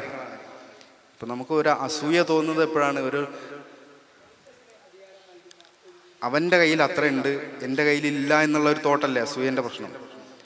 എന്നാൽ അത് ആക്ച്വലി അവൻ്റെതല്ല, അത് കൂട്ടുകാരൻ്റെ അടുത്ത് നിന്ന് ആരോ വാങ്ങിയതാണ്, അല്ലെങ്കിൽ വേറെ ആരോ വാങ്ങിയതാണ് എന്ന് പറയുമ്പോൾ അപ്പോൾ നമുക്ക് അത്ര ഒരു പ്രശ്നം തോന്നൂല. നമ്മുടെ ഒരു ഇസ്ലാമിക് പാരഡൈമിൽ ചിന്തിക്കുമ്പോൾ, അല്ലെങ്കിൽ ഈമാനുള്ള ഒരാൾ, അവനും റബ്ബിൻ്റെ അടിമയാണ്, ഞാനും റബ്ബിൻ്റെ അടിമയാണ്. അവൻ്റെ കയ്യിൽ ഉള്ളതിൻ്റെത് മാലിക് റബ്ബാണ്, എൻ്റെ കയ്യിലുള്ളതിൻ്റെ മാലിക് റബ്ബാണ്. അങ്ങനെയുള്ള ഒരാൾക്ക് ഒരു അസൂയ തോന്നൂലല്ലോ. അപ്പോൾ ഇസ്ലാം ഇതിനെല്ലാം ആത്മീയമായിട്ടാണ് അഡ്രസ്സ് ചെയ്യാൻ ശ്രമിക്കുന്നത്. മോഡേണിറ്റിക്ക് ആ പ്രശ്നം തന്നെ മനസ്സിലാകുന്നില്ല. ഇവർ നേരത്തെ പറഞ്ഞ പോലെ അവർ മനുഷ്യ കേന്ദ്രീകൃതമായിട്ടൊരു ഐഡിയോളജിയാണ് സൃഷ്ടിച്ചിട്ടുള്ളത്. അതായത് ഇസ്ലാം എന്താണോ പറയുന്നത് അതിൻ്റെ നേരെ ഓപ്പോസിറ്റ്. ഇസ്ലാം എന്ന് പറഞ്ഞാൽ നമ്മുടെ നഫ്സിനെ നമ്മുടെ നിയന്ത്രണത്തില്ല, നഫ്സിനെ ശുദ്ധീകരിക്കുക എന്നുള്ളതൊക്കെയാണ്. ഈ നഫ്സാനിയത്തിനെ ഒരു ആദർശവൽക്കരിച്ചതാണ് ഈ മോഡേണിറ്റി. അപ്പം ഇനി നമുക്ക് അതിൻ്റെ അടിസ്ഥാനത്തിലാണ് അതിൻ്റെ എത്തിക്സും കാര്യങ്ങളൊക്കെ വർക്ക് ചെയ്യുന്നത്. എത്തിക്സ് എന്ന് പറയുന്നതിൻ്റെ വിവിധ തരത്തിലുള്ള അപ്രോച്ചുകൾ ഉണ്ടായിട്ടുണ്ട്. പ്രീ മോഡേൺ കാലത്താണെങ്കിലും മോഡേൺ കാലത്താണെങ്കിലും ഇസ്ലാമിക കാലത്താണെങ്കിലും എത്തിക്സിനെ കുറിച്ചുള്ള അതിൻ്റെ തിയറികൾ, വ്യത്യസ്തമായ ആലോചനകൾ ഉണ്ടായിട്ടുണ്ട്. ഇപ്പോൾ ഗ്രീക്ക് ഫിലോസഫി അവരുടെ എത്തിക്സ് ഉണ്ടായിട്ടുണ്ട്. അതേപോലെ മോഡേൺ കാലത്ത് ഡിയോണ്ടോളജിക്കൽ എത്തിക്സ്, അത് വിശദമായി പറയേണ്ട കാര്യം, കാൻ്റൊക്കെ ഡെവലപ്പ് ചെയ്ത ഡിയോണ്ടോളജിക്കൽ എത്തിക്സ്, അതേപോലെ യൂട്ടിലിറ്റേറിയനിസം, അതേപോലെ എക്സിസ്റ്റൻഷ്യലിസം തുടങ്ങി ഒരുപാട് ആലോചനകൾ ഉണ്ടായിട്ട്. അതിനുശേഷം പോസ്റ്റ് മോഡേൺ കാലത്ത് വിവിധ തരത്തിലുള്ള സബ്ജക്റ്റീവായിട്ടുള്ള, റിലേറ്റീവായിട്ടുള്ള എത്തിക്സ് സബ്ജക്റ്റീവ് ആണെന്നും റിലേറ്റീവ് ആണെന്നൊക്കെയുള്ള ആലോചനകൾ പോസ്റ്റ് മോഡേൺ കാലത്തൊക്കെ ഉണ്ടായിട്ടുണ്ട്. ഇസ്ലാമിക കാലത്തും ഇത്തരം എത്തിക്സ് എന്താണ്, അല്ലെങ്കിൽ എന്താണ് ഒരു സാധനം നന്മയും തിന്മയും ആവുന്നത് എന്നുള്ള ആലോചനകൾ ഇസ്ലാമിക കാലഘട്ടത്തിലും ഉണ്ടായിട്ടുണ്ട്. അതിൽ പ്രധാനമായിട്ടുള്ള ഒരു ചർച്ച ഉണ്ടായിട്ടുള്ളത് അശായറത്തും മുഅ്തസിലത്തും തമ്മിലുള്ള ഒരു ചർച്ചയാണ്. അതായത് എന്താണ് നന്മ, എന്താണ് തിന്മ, അത് ബുദ്ധിക്ക് കണ്ടെത്താൻ കഴിയുമോ, എന്താണ് ഇസ്ലാമിക വിധിവിലക്കുകൾ ആ നന്മയും തിന്മയും ആണോ, അല്ലെങ്കിൽ അതിനപ്പുറത്തേക്ക് വല്ലതുമാണോ എന്നൊക്കെയുള്ള ആലോചനകൾ ഇസ്ലാമിക ലോകത്തുണ്ടായിട്ടുണ്ട്. അപ്പോൾ ഖുബ്ഹ്, ഹുസ്ന് എന്നുള്ള ചർച്ചയ്ക്ക് ജമ്മുൽ ജാമി പോലെയുള്ള നമ്മുടെ ദർസുകളിൽ പഠിപ്പിക്കപ്പെടുന്ന കിതാബുകളിൽ തന്നെ ഉണ്ടായിട്ടുണ്ട്. അതില് അശാരത്തിന്റെ കാഴ്ചപ്പാട് എന്ന് പറയുന്നത് ഹുസ്ന്, ഖുബ്ഹ് എന്ന് പറയുന്നത് അള്ളാഹു എന്താണോ വിധിക്കുന്നത്, ഒരു കാര്യം അള്ളാഹു വിധിക്കുന്നത് എന്തോ നല്ലതാണെന്നല്ലെങ്കിൽ വാജിബാക്കുകയോ സുന്നത്താക്കുകയോ ഒക്കെ ചെയ്ത എന്താണോ അത് തന്നെയാണ് നന്മ. എന്താണോ ഹറാമാക്കിയത്, കറാഹത്താക്കിയത്, അതൊക്കെ തിന്മയുമാകുന്നു എന്ന തരത്തിലുള്ള ആലോചനയാണ് അശാരത്ത് മുന്നോട്ട് വെക്കുന്നത്. എന്നാൽ മുഅ്തസിലത്തിന്റെ കാഴ്ചപ്പാട് എന്ന് പറയുന്നത് നമുക്ക് ഒരു പ്രവർത്തനത്തിന്റെ അതിന്റെ എൻറ്റിറ്റി അല്ലെങ്കിൽ ആ പ്രവർത്തനത്തിന്റെ എസൻസിൽ തന്നെ അത് നന്മയാണോ തിന്മയാണോ നമുക്ക് മനസ്സിലാക്കാനുള്ള ശേഷി നമുക്ക് ബുദ്ധിക്കുണ്ട് എന്നും ആ ബുദ്ധിയുടെ അനുസരിച്ചുകൊണ്ട് മാത്രമേ അള്ളാഹു തആല വിധിക്കുകയുള്ളൂ എന്നുമാണ് മുഅ്തസിലത്തിന്റെ കാഴ്ചപ്പാട്. അത് അള്ളാഹുവിന്റെ മേൽ നിർബന്ധമാണ്. ആ ബുദ്ധിക്കനുസരിച്ച് ആ ബുദ്ധി കണ്ടെത്തിയ നന്മയെയും തിന്മയെയും അതിനനുസരിച്ച് തന്നെ വിധിക്കൽ അള്ളാഹുവിന്റെ മേൽ നിർബന്ധമാണ് എന്ന തരത്തിലുള്ള ആലോചനകളാണ് മുഅ്തസിലത്ത് മുന്നോട്ട് വെക്കുന്നത്. എന്നാൽ മാതുരിദിയത്തിന്റെ ഒരു അഭിപ്രായം എന്ന് പറയുന്നത് ഇതിൻ്റെ ഇടയിലൊരു കാഴ്ചപ്പാടാണ്. അതായത് അള്ളാഹു ഹക്കീമാകുന്നു, അള്ളാഹു ഹക്കീമായതുകൊണ്ട് തന്നെ ബുദ്ധിക്ക് വിരുദ്ധമായ ആലോചനകൾ അല്ലെങ്കിൽ ബുദ്ധിക്ക് വിരുദ്ധമായ ഹുക്കുമുകൾ അള്ളാഹു വിധിക്കുകയില്ല, അല്ലെങ്കിൽ വിധി വിലക്കുകൾ അള്ളാഹു ഈ ബുദ്ധിക്ക് വിരുദ്ധമായി ഉണ്ടാവുകയില്ല എന്നൊക്കെ ആലോചന. ശാരത്തും പറയുന്നത് അത് തന്നെയാണെങ്കിൽ തന്നെയും ഇത് അള്ളാഹുവിൽ നിന്നുള്ള ഒരു വാജിബായിട്ട് തന്നെ മിനല്ലാഹി തആല, വാജിബ് മിനല്ലാഹി തആലയായിട്ടും മറ്റേത് മുഅ്തസിലത്ത് വാജിബുൻ അലല്ലാഹി തആലയായിട്ടൊക്കെയുള്ള ചർച്ചകൾ വിശാലമാണ്. അതിലേക്കൊക്കെ പോവേണ്ട സമയം നമുക്കില്ല. അപ്പൊ ഇതില് പൊതുവേ ഉള്ളൊരു ആശയം മുഅ്തസിലത്താണെങ്കിലും അശാരത്താണെങ്കിലും മാതുരിദിയത്താണെങ്കിലും അവരൊക്കെയും ഒരർത്ഥത്തിൽ വെർട്ടിക്കലായ, അതായത് അള്ളാഹുവിൽ നിന്നുള്ള ഡിവൈനിൽ നിന്നുള്ള ഒരു എത്തിക്കൽ സോഴ്സ് എന്ന് പറയുന്നതായിട്ട് അംഗീകരിക്കുമ്പോൾ തന്നെ ബുദ്ധിക്ക് ഉണ്ടോ ഇല്ലേ എന്നുള്ള ആലോചനകൾ ഉണ്ടായിട്ടുണ്ടെന്നുള്ള വസ്തുതയാണെങ്കിലും ഒരു വെർട്ടിക്കൽ തരത്തിലുള്ള ആലോചനയായിരുന്നു പ്രീ മോഡേൺ കാലത്തൊക്കെ യഥാർത്ഥത്തിൽ ഈ എത്തിക്സിനെ കുറിച്ച് ഉണ്ടായിരുന്നത്. മോഡേൺ കാലത്തും അത്തരത്തിലുള്ള ആലോചനകൾ ഉണ്ടായിട്ടുണ്ടെങ്കിൽ പോലും പൊതുവെ അതിൻ്റെ ഒരു ഹൊറിസോണ്ടൽ, അതായത് മനുഷ്യ കേന്ദ്രീകൃതവും മനുഷ്യനോട് അങ്ങോട്ടും ഇങ്ങോട്ടും ഉണ്ടായിരുന്ന കടപ്പാടുകളും അതേപോലത്തെ ഡ്യൂട്ടീസും ഒക്കെ ആലോചിച്ചുകൊണ്ടുള്ള ഒരുപാട് സിദ്ധാന്തങ്ങളാണ് മോഡേണിറ്റി മുന്നോട്ട് വെക്കുന്നത്. പിന്നെ പിൽക്കാലത്ത് വന്ന എക്സ്റ്റൻഷൻസും പോലെ പോൾ സാർത്രൊക്കെ പോലെയുള്ള ആളുകൾ മുന്നോട്ട് വെച്ച സബ്ജക്റ്റീവായ മനുഷ്യ കുറച്ചുകൂടി പോസ്റ്റ് മോഡേൺ എന്ന് പറയാവുന്ന ആലോചനകൾ എന്ന് പറയുന്നത് തീർത്തും സബ്ജക്റ്റീവായ ഒരു എത്തിക്കൽ കൺസെപ്റ്റുകളാണ് മുന്നോട്ട് വെച്ചിട്ടുള്ളത്. എന്നാൽ മോഡേണിറ്റിയിൽ കൂടുതൽ അത്രത്തോളം സബ്ജക്റ്റീവാണെന്ന് പറയാൻ പറ്റുകയില്ലെങ്കിൽ പോലും അതൊരു യൂണിവേഴ്സാലിറ്റി, അതായത് എല്ലായിടത്തും നന്മ തിന്മ എന്ന് പറയുന്നത് ഒരു യൂണിവേഴ്സൽ കൺസെപ്റ്റ് ആയിട്ട് തന്നെ ഒരർത്ഥത്തിൽ മോഡേണിറ്റിയിൽ തന്നെ ആദ്യകാല ആലോചനകൾ ഉണ്ടായിട്ടുണ്ട് എന്ന് വേണം പറയാൻ. ഇത് പോസ്റ്റ് മോഡേൺ കാലത്തേക്ക് വരുമ്പോൾ എത്തിക്സിനെ കുറിച്ച് കൂടുതൽ സബ്ജക്റ്റീവ് ആവുകയും ഒരു ഓരോ വ്യക്തികൾക്ക് തീരുമാനിക്കാവുന്ന തരത്തിൽ എത്തിക്സിനെ കുറിച്ച് വ്യാഖ്യാനിക്കുന്ന ആലോചിക്കുന്ന തരത്തിലുള്ള ആലോചനകളാണ് മുന്നോട്ട് വെച്ചിട്ടുള്ളത്. അപ്പൊ ഈ ചുരുക്കി പറഞ്ഞാൽ ആധുനിക കാലഘട്ടത്തിലുള്ള എത്തിക്സ് ഏറെക്കുറെ ഹൊറിസോണ്ടലും പ്രീ മോഡേൺ കാലഘട്ടത്തിൽ എത്തിക്സിനെ കുറിച്ചുള്ള കാഴ്ചപ്പാട് ഏറെക്കുറെ വെർട്ടിക്കലുമായിരുന്നു എന്നുള്ളൊരു കാഴ്ചപ്പാടാണ് മുന്നോട്ട് വെക്കാൻ ശ്രമിക്കുന്നത്. അതേപോലെ തന്നെ വേറൊരു കാര്യം എന്ന് പറയുന്നത് സെൽഫ് എന്ന് പറയുന്നത് ഇപ്പോൾ സഫീർ സൂചിപ്പിച്ചതുപോലെ തന്നെ സെൽഫ് എന്ന് പറയുന്നതിനെ ഇസ്ലാം വളരെ നെഗറ്റീവായിട്ടാണ് കാണുന്നത്. ആധുനികത മോഡേണിറ്റി എന്ന് പറയുന്നത് സെൽഫ് തന്നെ കേന്ദ്രീകരിച്ചുകൊണ്ട് മനുഷ്യനാണ് അവന്റെ താല്പര്യങ്ങളും ഒക്കെയാണ് എത്തിക്സിനെ തീരുമാനിക്കുന്നത് എന്ന തരത്തിലേക്കുള്ള ആലോചനകളാണ് മുന്നോട്ട് വെക്കുന്നത്. പക്ഷെ ഇസ്ലാമിന്റെ കാഴ്ചപ്പാട് നഫ്സ് എന്ന് പറയുന്നത് ഇന്ന നഫ്സല അമ്മാറത്തും ബിസ്സൂ, നഫ്സ് എന്ന് പറയുന്നത് മോശം കാര്യങ്ങൾ കൊണ്ട് മാത്രമാണ് കൽപ്പിക്കുക. അതേപോലെ തന്നെ ജന്നത്തു ഹുഫത്ത് ബിൽ മക്കാരിഹി, എന്ന തരത്തിലുള്ള ആലോചന. അതായത് സ്വർഗത്തിലേക്ക് പോകണമെങ്കിൽ ശരീരത്തിന് താല്പര്യമില്ലാത്ത കാര്യങ്ങൾ ചെയ്യുമ്പോഴാണ് സ്വർഗത്തിലേക്ക് എത്തിച്ചേരുക, നരകത്തിലേക്ക് എത്തിച്ചേരുന്നത് ശരീരത്തിന് താല്പര്യമുള്ള കാര്യങ്ങൾ ചെയ്യുമ്പോഴാണ് എന്നൊക്കെ ആണ് ഇസ്ലാം നഫ്സിനെ കുറിച്ച് കാണുന്ന ഒരു കാഴ്ചപ്പാട് എന്ന് പറയുന്നത്. അതേപോലെ നമ്മൾക്ക് ബുർദയിൽ കാണാം ഖാലിഫിൻ നഫ്സ വശൈത്വാന വഅസിഹിമ വൈൻഹുമാ മഹല്ലാക നുസ്ഹ ഫത്തഹീമി. അതായത് നഫ്സ് ഒരു കാര്യം നല്ലതാണെന്ന് കൽപ്പിച്ചാൽ അതിനെ പോലും സംശയത്തോട് കാണുകയും നല്ല കാര്യങ്ങൾ നഫ്സ് കൽപ്പിക്കുമ്പോൾ പോലും അതിനെ നമ്മൾ നെഗറ്റീവായി കാണണം എന്ന തരത്തിലുള്ള ആലോചനകളാണ് ഇസ്ലാം എപ്പോഴും മുന്നോട്ട് വെക്കുന്നത്. നഫ്സിനോടുള്ള ഒരു യുദ്ധമാണ്, ജിഹാദാണ് യഥാർത്ഥത്തിൽ ജിഹാദുൽ അക്ബർ എന്നും മറ്റുള്ള യുദ്ധങ്ങൾ അതിനേക്കാൾ ചെറിയ യുദ്ധമാണെന്ന് ഒക്കെയുള്ള തരത്തിലുള്ള ആലോചനകൾ ഇസ്ലാം മുന്നോട്ട് വെക്കുന്നുണ്ട്. അപ്പം നഫ്സ് സെൻറ്റേഡ് ആയിട്ടുള്ള ഒരു എത്തിക്കൽ കൺസെപ്റ്റാണ് മോഡേണിറ്റിയുടേതെങ്കിൽ, നേരെ തിരിച്ചുള്ള ഒരു കൺസെപ്റ്റാണ് നഫ്സിനോടുള്ള പടയോട്ടമാണ് അല്ലെങ്കിൽ നഫ്സിനോടുള്ള യുദ്ധമാണ് ഇസ്ലാമിക് എത്തിക്സിന്റെ ഒരു കോർ എന്ന് പറയുന്നത് എന്നാണ് ഞാൻ മനസ്സിലാക്കുന്നത്. ഈ തരത്തിൽ ഒരാലോചന മുന്നോട്ട് വെക്കാനാണ് ഉദ്ദേശിക്കുന്നത്. ഇസ്ലാമിന്റെ കാര്യം പറഞ്ഞപ്പോൾ ഞാൻ മതത്തിന്റെ ഈ സാമ്പത്തികവും രാഷ്ട്രീയവും പറഞ്ഞല്ലോ, മതമായിട്ട് ബന്ധപ്പെട്ട ഒന്ന് രണ്ട് സംഗതികൾ പറയാം. ഇപ്പോൾ മതമായിട്ട് ബന്ധപ്പെട്ട് ഈ മോഡേണിറ്റി, ആധുനികത എന്നുള്ള ചിന്ത വരുന്നത് ഈ നിങ്ങൾ റിഫോർമേഷൻ എന്നൊക്കെ കേട്ടിട്ടുണ്ടാവുമല്ലോ, മാർട്ടിൻ ലൂതർ കിങ് എന്നൊക്കെ കേട്ടിട്ടുണ്ടോ, അവരിലൂടെയൊക്കെയാണ്. അപ്പോൾ അതിൽ പറയുന്നത് ഒന്ന്, ഇപ്പോൾ ഗോഡിനെ നമ്മൾക്ക് എങ്ങനെയാണ് ആക്സസിബിൾ ആവുക? ഗോഡിനെ നമുക്ക് എങ്ങനെയാണ് ആക്സസിബിൾ ആവുക? ഇവിടെ നിലനിന്നിരുന്ന, ഐ എം ടോക്കിംഗ് അബൌട്ട് ക്രിസ്ത്യാനിറ്റിൻ്റെ മെയിനായിട്ടുള്ള സെക്ട് എന്ന് പറയുന്നത് കാത്തലിസിസം ആയിരുന്നു. അപ്പോൾ കാത്തലിസിസത്തിൽ ഗോഡിനെ അറിയാനുള്ള, നിങ്ങൾക്ക് നേരെ പോയിങ്ങാണ്ട് ഗോഡിനെ കാണാനൊന്നും പറ്റൂല. സൂഫികളൊക്കെ പറയുന്ന പോലുള്ള നിങ്ങളിലൂടെ അള്ളാഹിനെ അറിയാന്നുള്ള ആ സംഗതിയൊന്നും ഇല്ല കാത്തലിസിസത്തിൽ. എന്താണുള്ളത്? നിങ്ങൾ ചർച്ചിലൂടെ അറിയാം. Church is the mediating authority. ഈ ദൈവത്തിനെ അറിയാൻ വേണ്ടിയിട്ട് ചർച്ച് ഈസ് എ മസ്റ്റ്.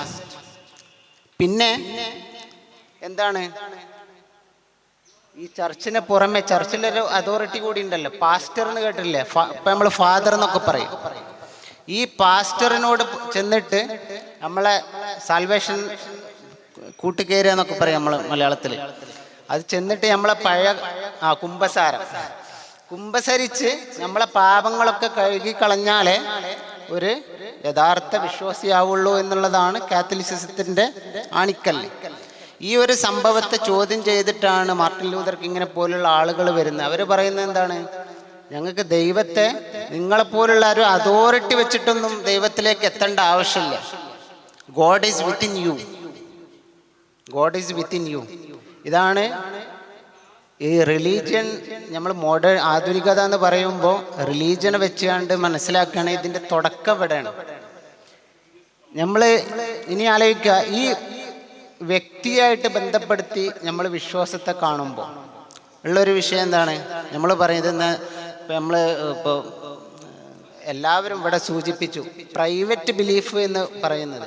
അതായത് എൻ്റെ വിശ്വാസം എൻ്റേത് മാത്രമാണ്, ഇതിലാരും ഇടപെടേണ്ട ആവശ്യമില്ല. ഇത് വിശ്വാസത്തിൻ്റെ കാര്യം മാത്രമല്ല, എല്ലാ മേഖലകളിലേക്കും ഇത് വന്നിട്ടുണ്ട്.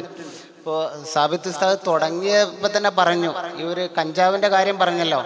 ആ വ്യക്തി പറയുന്നത് എന്താണ്? ഇത് എൻ്റെ ശരീരമാണ്, ഇത് എൻ്റെ ചോയ്സാണ്, ഇത് ഞാൻ എൻ്റെ നന്മയും തിന്മയും തീരുമാനിക്കാൻ ഞാൻ സ്വന്തമായിട്ട് മതി. ആ ഒരു ഇതിപ്പോൾ ദൈവത്തിൻ്റെ കാര്യം ഞാൻ പറഞ്ഞു. ഇത് തന്നെയാണ് എല്ലാ മേഖലകളിലും, നമ്മൾ ഇടപഴകുന്ന എല്ലാ മേഖലകളിലും ഇത് തന്നെയാണ് പറയുന്നത്. നമ്മുടെ കാര്യങ്ങൾ തീരുമാനിക്കാൻ ഒരു ഹയർ അതോറിറ്റിൻ്റെ ആവശ്യമില്ല. അതായത് ഗോഡ്, ഹയർ അതോറിറ്റി എന്ന് പറഞ്ഞാൽ ഗോഡിനെ പിക്ചറിൽ നിന്ന് മാറ്റുക എന്നുള്ളതാണ്. ഇപ്പോൾ എക്കണോമിക് ആകട്ടെ, കൾച്ചറൽ ആവട്ടെ, സോഷ്യൽ ആവട്ടെ, പൊളിറ്റിക്കൽ ആവട്ടെ, മോഡേണിറ്റിൻ്റെ എല്ലാ പ്രോസസ്സ് എടുത്താലും ഗോഡിനെ മാറ്റി നിർത്തുക എന്നുള്ളതാണ്. അപ്പോൾ നമ്മൾ ഇസ്ലാമിൽ ഇപ്പം സാമ്പത്തികമായിട്ടുള്ള കാര്യങ്ങൾ നോക്കുകയാണെങ്കിൽ നമ്മൾ പറയും റിസ്ക് അല്ലാഹ് തരുന്നതാണെന്ന് പറയും. അതിൽ നമുക്ക് ഒരു കൈകടത്തലും ഇല്ല എന്ന് പറയല്ലോ. നമ്മൾ വർഷത്തിലൊരിക്കൽ റിസ്കിന് വേണ്ടിയിട്ട് യാസീനോതും ഇങ്ങനെയൊക്കെയുള്ള പ്രയോഗങ്ങളാണല്ലോ നമുക്കുള്ളത്. ഞാൻ ഈ പണമായിട്ട് ബന്ധപ്പെട്ടാണ്ട് ഈ ഗവേഷണം നടത്താൻ നല്ല താല്പര്യമുള്ള ആളാണ് ഞാൻ. അപ്പോൾ ഞാൻ ഒരുപാട് ഉസ്താദ്മാരുടെ അടുത്ത് പോയിക്കണം, അവരോട് സംസാരിച്ചിട്ട്. അപ്പോൾ ഒരുപാട് പല തരത്തിലുള്ള നെഗറ്റീവ് ഉണ്ട്. പല മനുഷ്യരും പല രൂപത്തിലാണ് ഇതിനെ സമീപിക്കുക. കേട്ട ഒരു സംഗതി ഒരുപാട് ഉസ്താദ്മാർ പറഞ്ഞിട്ടുണ്ട്, ഞാൻ പൈസനെ പറ്റിയൊന്നും ആലോചിക്കലില്ല. ഇത് നിങ്ങളൊക്കെ ഇപ്പോൾ ഇതിൽ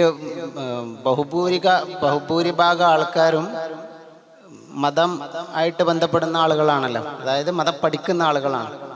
അപ്പോൾ നമ്മൾ ഈ പറഞ്ഞ പ്രോഫിറ്റ് എന്ന് പറഞ്ഞ വ്യക്തി സാമ്പത്തികമായിട്ട് ഇടപഴകുന്ന ഒരു തരത്തിലാണ് നിങ്ങളുടെ ഒരു പ്രൊഫഷനെ എടുക്കുന്നതെന്നുണ്ടെങ്കിൽ നിങ്ങൾക്ക് പൈസ കിട്ടുക, പൈസ ഉണ്ടാക്കുക എന്നുള്ളത് ഭയങ്കര ഒരു അവന്യൂ ആയിട്ട് മൂല്യന്മാർക്ക് അധികമില്ല.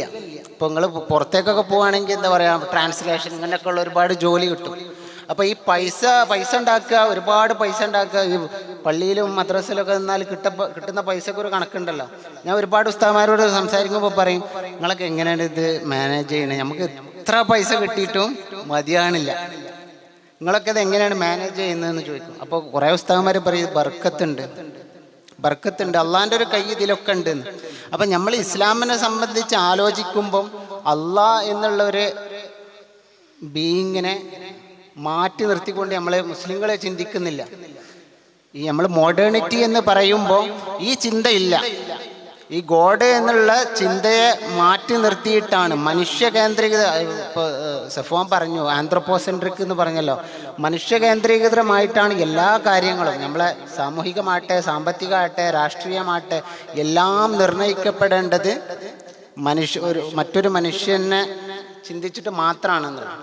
ഒറ്റൊരു ഉദാഹരണം കൂടി പറഞ്ഞു നിർത്താം. ഇപ്പോൾ നമ്മൾ ഈ ലീഗൽ സംഭവം പറഞ്ഞല്ലോ, നമ്മൾ ഒരാളായിട്ട് കച്ചറ ഉണ്ടായെന്ന് കരുതാം. ഈ കച്ചറ ഉണ്ടായാൽ ഇപ്പോൾ ഒരു പോലീസ് നമ്മളടിച്ചു, ഈ പോലീസ് അടിച്ചാൽ നമ്മൾ എന്താ ചെയ്യാം? ഒരു പോലീസ് നിങ്ങളെ എന്തെങ്കിലും ഉപദ്രവിച്ചു, നിങ്ങളെന്താ ചെയ്യാം? നമ്മളൊക്കെ എന്ത് ചെയ്യും? അത് കൊണ്ടുകാണ്ട് വീട്ടിൽ പോകും. അവിടുന്ന് തിരിച്ചടിക്കുക എന്നുള്ളതൊരു പോസിബിലിറ്റി അല്ല. എന്നിട്ട് എന്ത് ചെയ്യുക? നമുക്ക് കോടതിയിലൊക്കെ പോയിട്ട് എന്താണ് വാദിക്കുന്നത്? ഞാനും ഇയാളും ഒരു വ്യക്തിയാണ്, ഈ വ്യക്തിക്ക് എൻ്റെ സ്പേസിൽ കടന്നുകൂടാനോ എന്നെ ആക്രമിക്കാനോ അതിനുള്ളൊരു പോസിബിലിറ്റിയും ഈ കോൺസ്റ്റിറ്റ്യൂഷൻ നൽകുന്നില്ല എന്നുള്ളതൊക്കെയാണ് നമ്മൾ പറയാം. മറിച്ച് ഞാനും ഓനും അള്ളാൻ്റെ സൃഷ്ടിയാണ്, ഓൻ എന്നെ ഇങ്ങനെ ഒരു സംഭവം നമ്മൾ പറയാറില്ലല്ലോ. ഈ ഒരു സംഭവമാണ് മോഡേണിറ്റി എന്ന് പറയുന്നത്. അതായത് വ്യക്തിനെ നമ്മൾ ബന്ധങ്ങൾ പറയുകയാണെങ്കിലും എന്ത് ഇടപാടുകൾ പറയുകയാണെങ്കിലും വേറൊരു വ്യക്തിനെ മുന്നിൽ വെച്ചുകിട്ട് മാത്രമേ നമുക്ക് ഇങ്ങനെയുള്ള ചർച്ചകൾ നടത്താൻ പറ്റുള്ളൂ. അതാണ് മോഡേണിറ്റിൻ്റെ ഒരു പ്രശ്നം. അല്ലെ ഉസ്താദ് ഓൾറെഡി പറഞ്ഞു, നമ്മൾ ഹൊറിസോണ്ടലായിട്ടാണ് ഇസ്ലാമിലെ ചിന്തകൾ വരുന്നത്. മോഡേണിറ്റി കുറച്ച് ഭാവിയിലേക്ക് നാം ചേർത്ത് വെക്കുമ്പോൾ 2030-35 കാലഘട്ടത്തിൽ അതൊരു മതം എന്നുള്ള രൂപത്തിലേക്ക് വളരുന്നു. അഥവാ ഒരു മനുഷ്യൻ്റെ എല്ലാവിധ മേഖലകളിലും മോഡേണിറ്റി ഇടപെടുക എന്ന് കരുതുക. ആ ഒരു സമയത്ത് നമ്മുടെ സംഘടനകൾ അഥവാ ഒരുപാട് നഫ്സിനോട് ജിഹാദ് ചെയ്ത് ഒരുപാട് അധ്വാനിച്ച് പ്രവർത്തനം ചെയ്യേണ്ട ഈ സംഘടനകളൊക്കെ അപ്രസക്തമാവുകയോ അല്ലെങ്കിൽ ആ സംഘടനകളുടെയൊക്കെ പ്രവർത്തനം ഏത് രീതിയിലൊക്കെ ആയിരിക്കണം? എങ്ങനെയാണ് ഈ മോഡേണിറ്റിയെ ഈ സംഘടനാ പ്രവർത്തനം നേരിടേണ്ടത് എന്നൊരു സംശയം. ഞാൻ സ്ഥിരമായി ചിന്തിക്കുന്ന ഒരു സംഗതിയും കൂടിയാണ്. കാരണം സോഷ്യോളജി ഓഫ് ഓർഗനൈസേഷൻസിൽ നമ്മൾ ഏറ്റവും ആദ്യം പറയുന്ന ഒരു സംഗതി എന്ന് വെച്ചാൽ organisations will finally have A mind of its on. ഇപ്പം എല്ലാ അർത്ഥത്തിലും മോഡേണിറ്റി മുഖേനയാണ് നമ്മളെ ഓർഗനൈസേഷൻസ് ഈ ഒരു രീതിയിൽ നീങ്ങുന്നത്. അതിൻ്റെ ഫങ്ഷനിങ് ആയിക്കോട്ടെ, അതിൻ്റെ എന്താ പറയുക, അതിൻ്റെ ലീഡർഷിപ്പ് ആയിക്കോട്ടെ, ഏത് രീതിയിലാണ് അതിൻ്റെ ഹൈറാർക്കി, ഏത് രീതിയിലാണ് അതിൻ്റെ എല്ലാ ഓപ്പറേഷണൽ സംഭവങ്ങളൊക്കെ നടക്കുന്നത്, അതൊക്കെ ഈ പറഞ്ഞ ഓർഗനൈസേഷൻ എന്ന് പറയുന്ന ഒരു രീതിയിലാണ് മുന്നോട്ടേക്ക് പോവുക. അപ്പോൾ സത്യം പറഞ്ഞാൽ നമ്മൾ ഇവിടെ ഇരിക്കുമ്പോൾ നമ്മളെ മുന്നിൽ വരാൻ പോകുന്ന ഏറ്റവും വലിയ ഒരു ചാലഞ്ച് എന്ന് വെച്ചാൽ ഇത് തന്നെ ആയിരിക്കും. നമ്മൾ അവസാനം ഓർഗനൈസേഷന് മാത്രമായിരിക്കുമോ കൊടുക്കേണ്ട എന്താ പറയുക കംപ്ലീറ്റ് പ്രിഡോമിനൻസ് അതിന് മാത്രം കൊടുത്തു പോവുമോ എന്നുള്ള രീതിയിലുള്ള ചർച്ചകൾ ഇപ്പോൾ ആൾക്കാർ ചെയ്തുകൊണ്ടിരിക്കുന്നുണ്ട്. പ്രത്യേകിച്ച് അതൊരു മുസ്ലിം ഓർഗനൈസേഷൻ ആവുമ്പോൾ അവരും ഈ പറഞ്ഞ മോഡേൺ ഓർഗനൈസേഷൻസിൻ്റെ എല്ലാ സ്ട്രക്ചറൽ ഫങ്ഷണൽ രീതിയിലുള്ള കാര്യങ്ങൾ അതും അതിൽ പെടുമല്ലോ. അപ്പൊ ഏത് രീതിയിലാണ് ശരിക്കും പറഞ്ഞാൽ നമ്മൾ ആസ് എൻ ഇസ്ലാമിക് ഓർഗനൈസേഷൻ മറ്റുള്ള ഓർഗനൈസേഷൻസിൽ നിന്ന് വ്യത്യസ്തമായി മുന്നോട്ടേക്ക് പോകുന്നത് എന്നുള്ളൊരു സംഭവം വീണ്ടും വീണ്ടും ഡിഫൈൻ ചെയ്ത് വീണ്ടും വീണ്ടും അത് ചിന്തിച്ചെടുക്കേണ്ട ഒരു ആവശ്യകത ഞാൻ കാണുന്നുണ്ട്. അപ്പോൾ ബാക്കിയുള്ള ആൾക്കാർ എങ്ങനെ അത് കാണുന്നത് എനിക്കറിയില്ല. പക്ഷെ എൻ്റെ മുന്നിലുള്ള ഒരു വലിയൊരു ആശങ്ക, വലിയൊരു ചാലഞ്ച് എന്ന് പറയുന്ന രീതിയിൽ ഇത് തന്നെയാണ്. നാളെ നമ്മളും ഈ പറഞ്ഞ പോലെ ഈ കംപ്ലീറ്റ്ലി മോഡേണൈസ്ഡ് എന്ന് പറയുമ്പോൾ ഞാൻ ഈ വെസ്റ്റേണൈസ്ഡ് എന്ന് പറയുന്ന രീതിയിലല്ലേ ഞാൻ അതിന് പറയുന്നത്.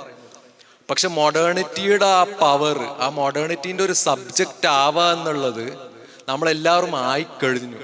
നമ്മളെല്ലാവരും ഈ മോഡേണിറ്റീൻ്റെ സബ്ജക്ട്സ് ആണ്, നമ്മളെല്ലാവരും മോഡേൺ സബ്ജക്ട്സ് ആണ്. എന്നാൽ നമ്മൾ ഏത് രീതിയിലാണ് ഇതിൽ നിന്ന് മാറി നിൽക്കുന്നത്, ഏത് രീതിയിലാണ് ഇതിൽ നിന്ന് നമുക്ക് ഒരു ചെറിയൊരു മോചനം, ഒരു ചെറിയൊരു ലിബറേഷൻ, ഇതൊക്കെ വീണ്ടും വീണ്ടും നമ്മൾ എന്താ പറയുക, മോഡേണിറ്റീൻ്റെ വൊക്കാബുലറി തന്നെയാണ്, അതും മറക്കരുത്. അപ്പോൾ നമ്മളൊരു കംപ്ലീറ്റ് സർക്കിളിൽ നിന്ന് എവിടെയാണ് നമ്മൾ ആ പറയുന്ന ചെറിയ ഒരു നീഡൽ പോയിന്റ് വെച്ച് നമ്മൾ ഈ പറയുന്ന സർക്കിളിൽ നിന്ന് മാറ്റി പിടിക്കാൻ പറ്റും എന്നുള്ള ഒരു സംഗതി നമ്മൾ വീണ്ടും വീണ്ടും ചിന്തിക്കണം, വീണ്ടും വീണ്ടും കണ്ടെത്തണം എന്നാണ് എനിക്കിപ്പോൾ പറയാനുള്ളത്. സഫാൻക്ക് സൂചിപ്പിച്ച പോലെ ഈ ഓർഗനൈസേഷണൽ സ്ട്രക്ചറിൽ ഒരു മോഡേണിറ്റിയുടെ ഒരു എലമെൻ്റ് തന്നെയാണ് അത് ഉള്ളത്. ഇപ്പം നമ്മൾ ഈ പ്രീ മോഡേൺ സൊസൈറ്റിയും ഇന്ന് മോഡേൺ സൊസൈറ്റിയും തമ്മിൽ കമ്പയർ ചെയ്യുമ്പോൾ അതിൻ്റെ ഒരു രണ്ടും സാമൂഹിക ക്രമം രൂപപ്പെടുത്തുന്നത് രണ്ട് തരത്തിലാണ്. അതായത് മോഡേണിറ്റി ഒരു സോഷ്യൽ ഓർഡർ ഉണ്ടാക്കുന്നത് ഒരു അതോറിറ്റി, ഭരണകൂടം, അവ കുറേ നിയമങ്ങൾ നടപ്പിലാക്കും.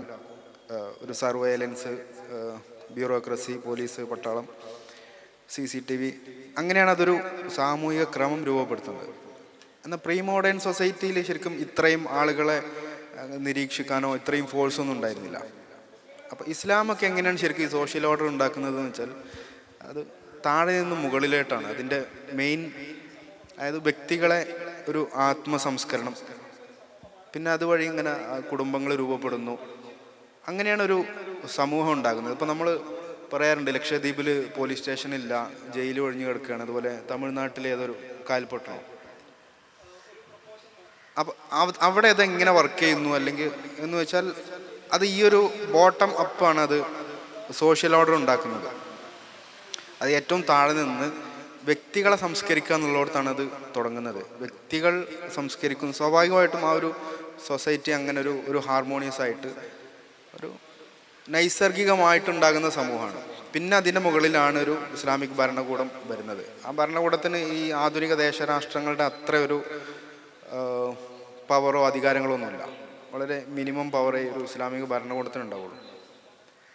അപ്പോൾ ഈ ആധുനികതയുടേതെല്ലാം ഇങ്ങനെ ഈ പറഞ്ഞൊരു ടോപ്പിൽ നിന്ന് ബോട്ടത്തിലേക്കാണ് വരുന്നത്. അപ്പോൾ നമ്മൾ ശരിക്കും ഈ ബോട്ടം അപ്പ് ഒന്നുകൂടെ കൂടുതൽ ഫോക്കസ് ചെയ്യണം. അതായത് ഈ സെൽഫിനെ പ്യൂരിഫൈ ചെയ്യുന്ന പരിപാടികളും, അതായത് മോഡേണിറ്റിയെ അഡ്രസ്സ് ചെയ്യാൻ, അല്ലെങ്കിൽ ഈ കുഫറിനെയും ജഹലത്തിനെയും ഷിർക്കിനൊക്കെ അഡ്രസ്സ് ചെയ്യാനുള്ള ഒരേ ഒരു വഴി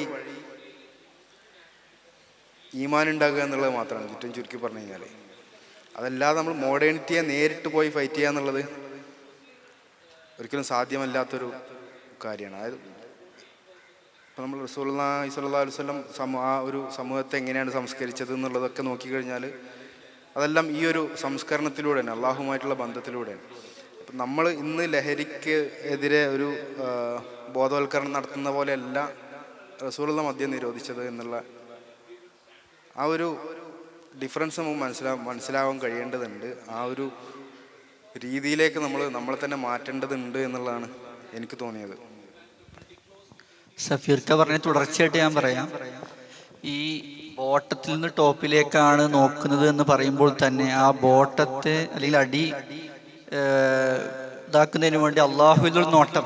അതുകൊണ്ട് ലാജിസാമിക്കും അലാ സുവരിക്കും അലാക്കിൻ അന്നുറുല്ലാഹുല കുലൂബിക്കും എന്ന് പറയുന്ന തരത്തിലുള്ള അള്ളാഹുവിൻ്റെ ഒരു നിരീക്ഷണമുണ്ട്. ആ നിരീക്ഷണം ഏത് സമയത്തും നമ്മുടെ ഓരോ പ്രൈവറ്റ് ഇടങ്ങളിലാണെങ്കിലും അള്ളാഹു നിരീക്ഷിക്കുന്നുണ്ട് എന്നുള്ള ബോധം കൂടിയാണ് നമ്മളെ കുറെ കൂടി മോറലാക്കുന്നത് എന്നുള്ള ആലോചനകൾ. അത്തരം ആ ഒരു ആലോചനകൾ ഡെവലപ്പ് ചെയ്യുക, അള്ളാഹുവിനെ കുറിച്ചുള്ള ആ ചിന്തയും.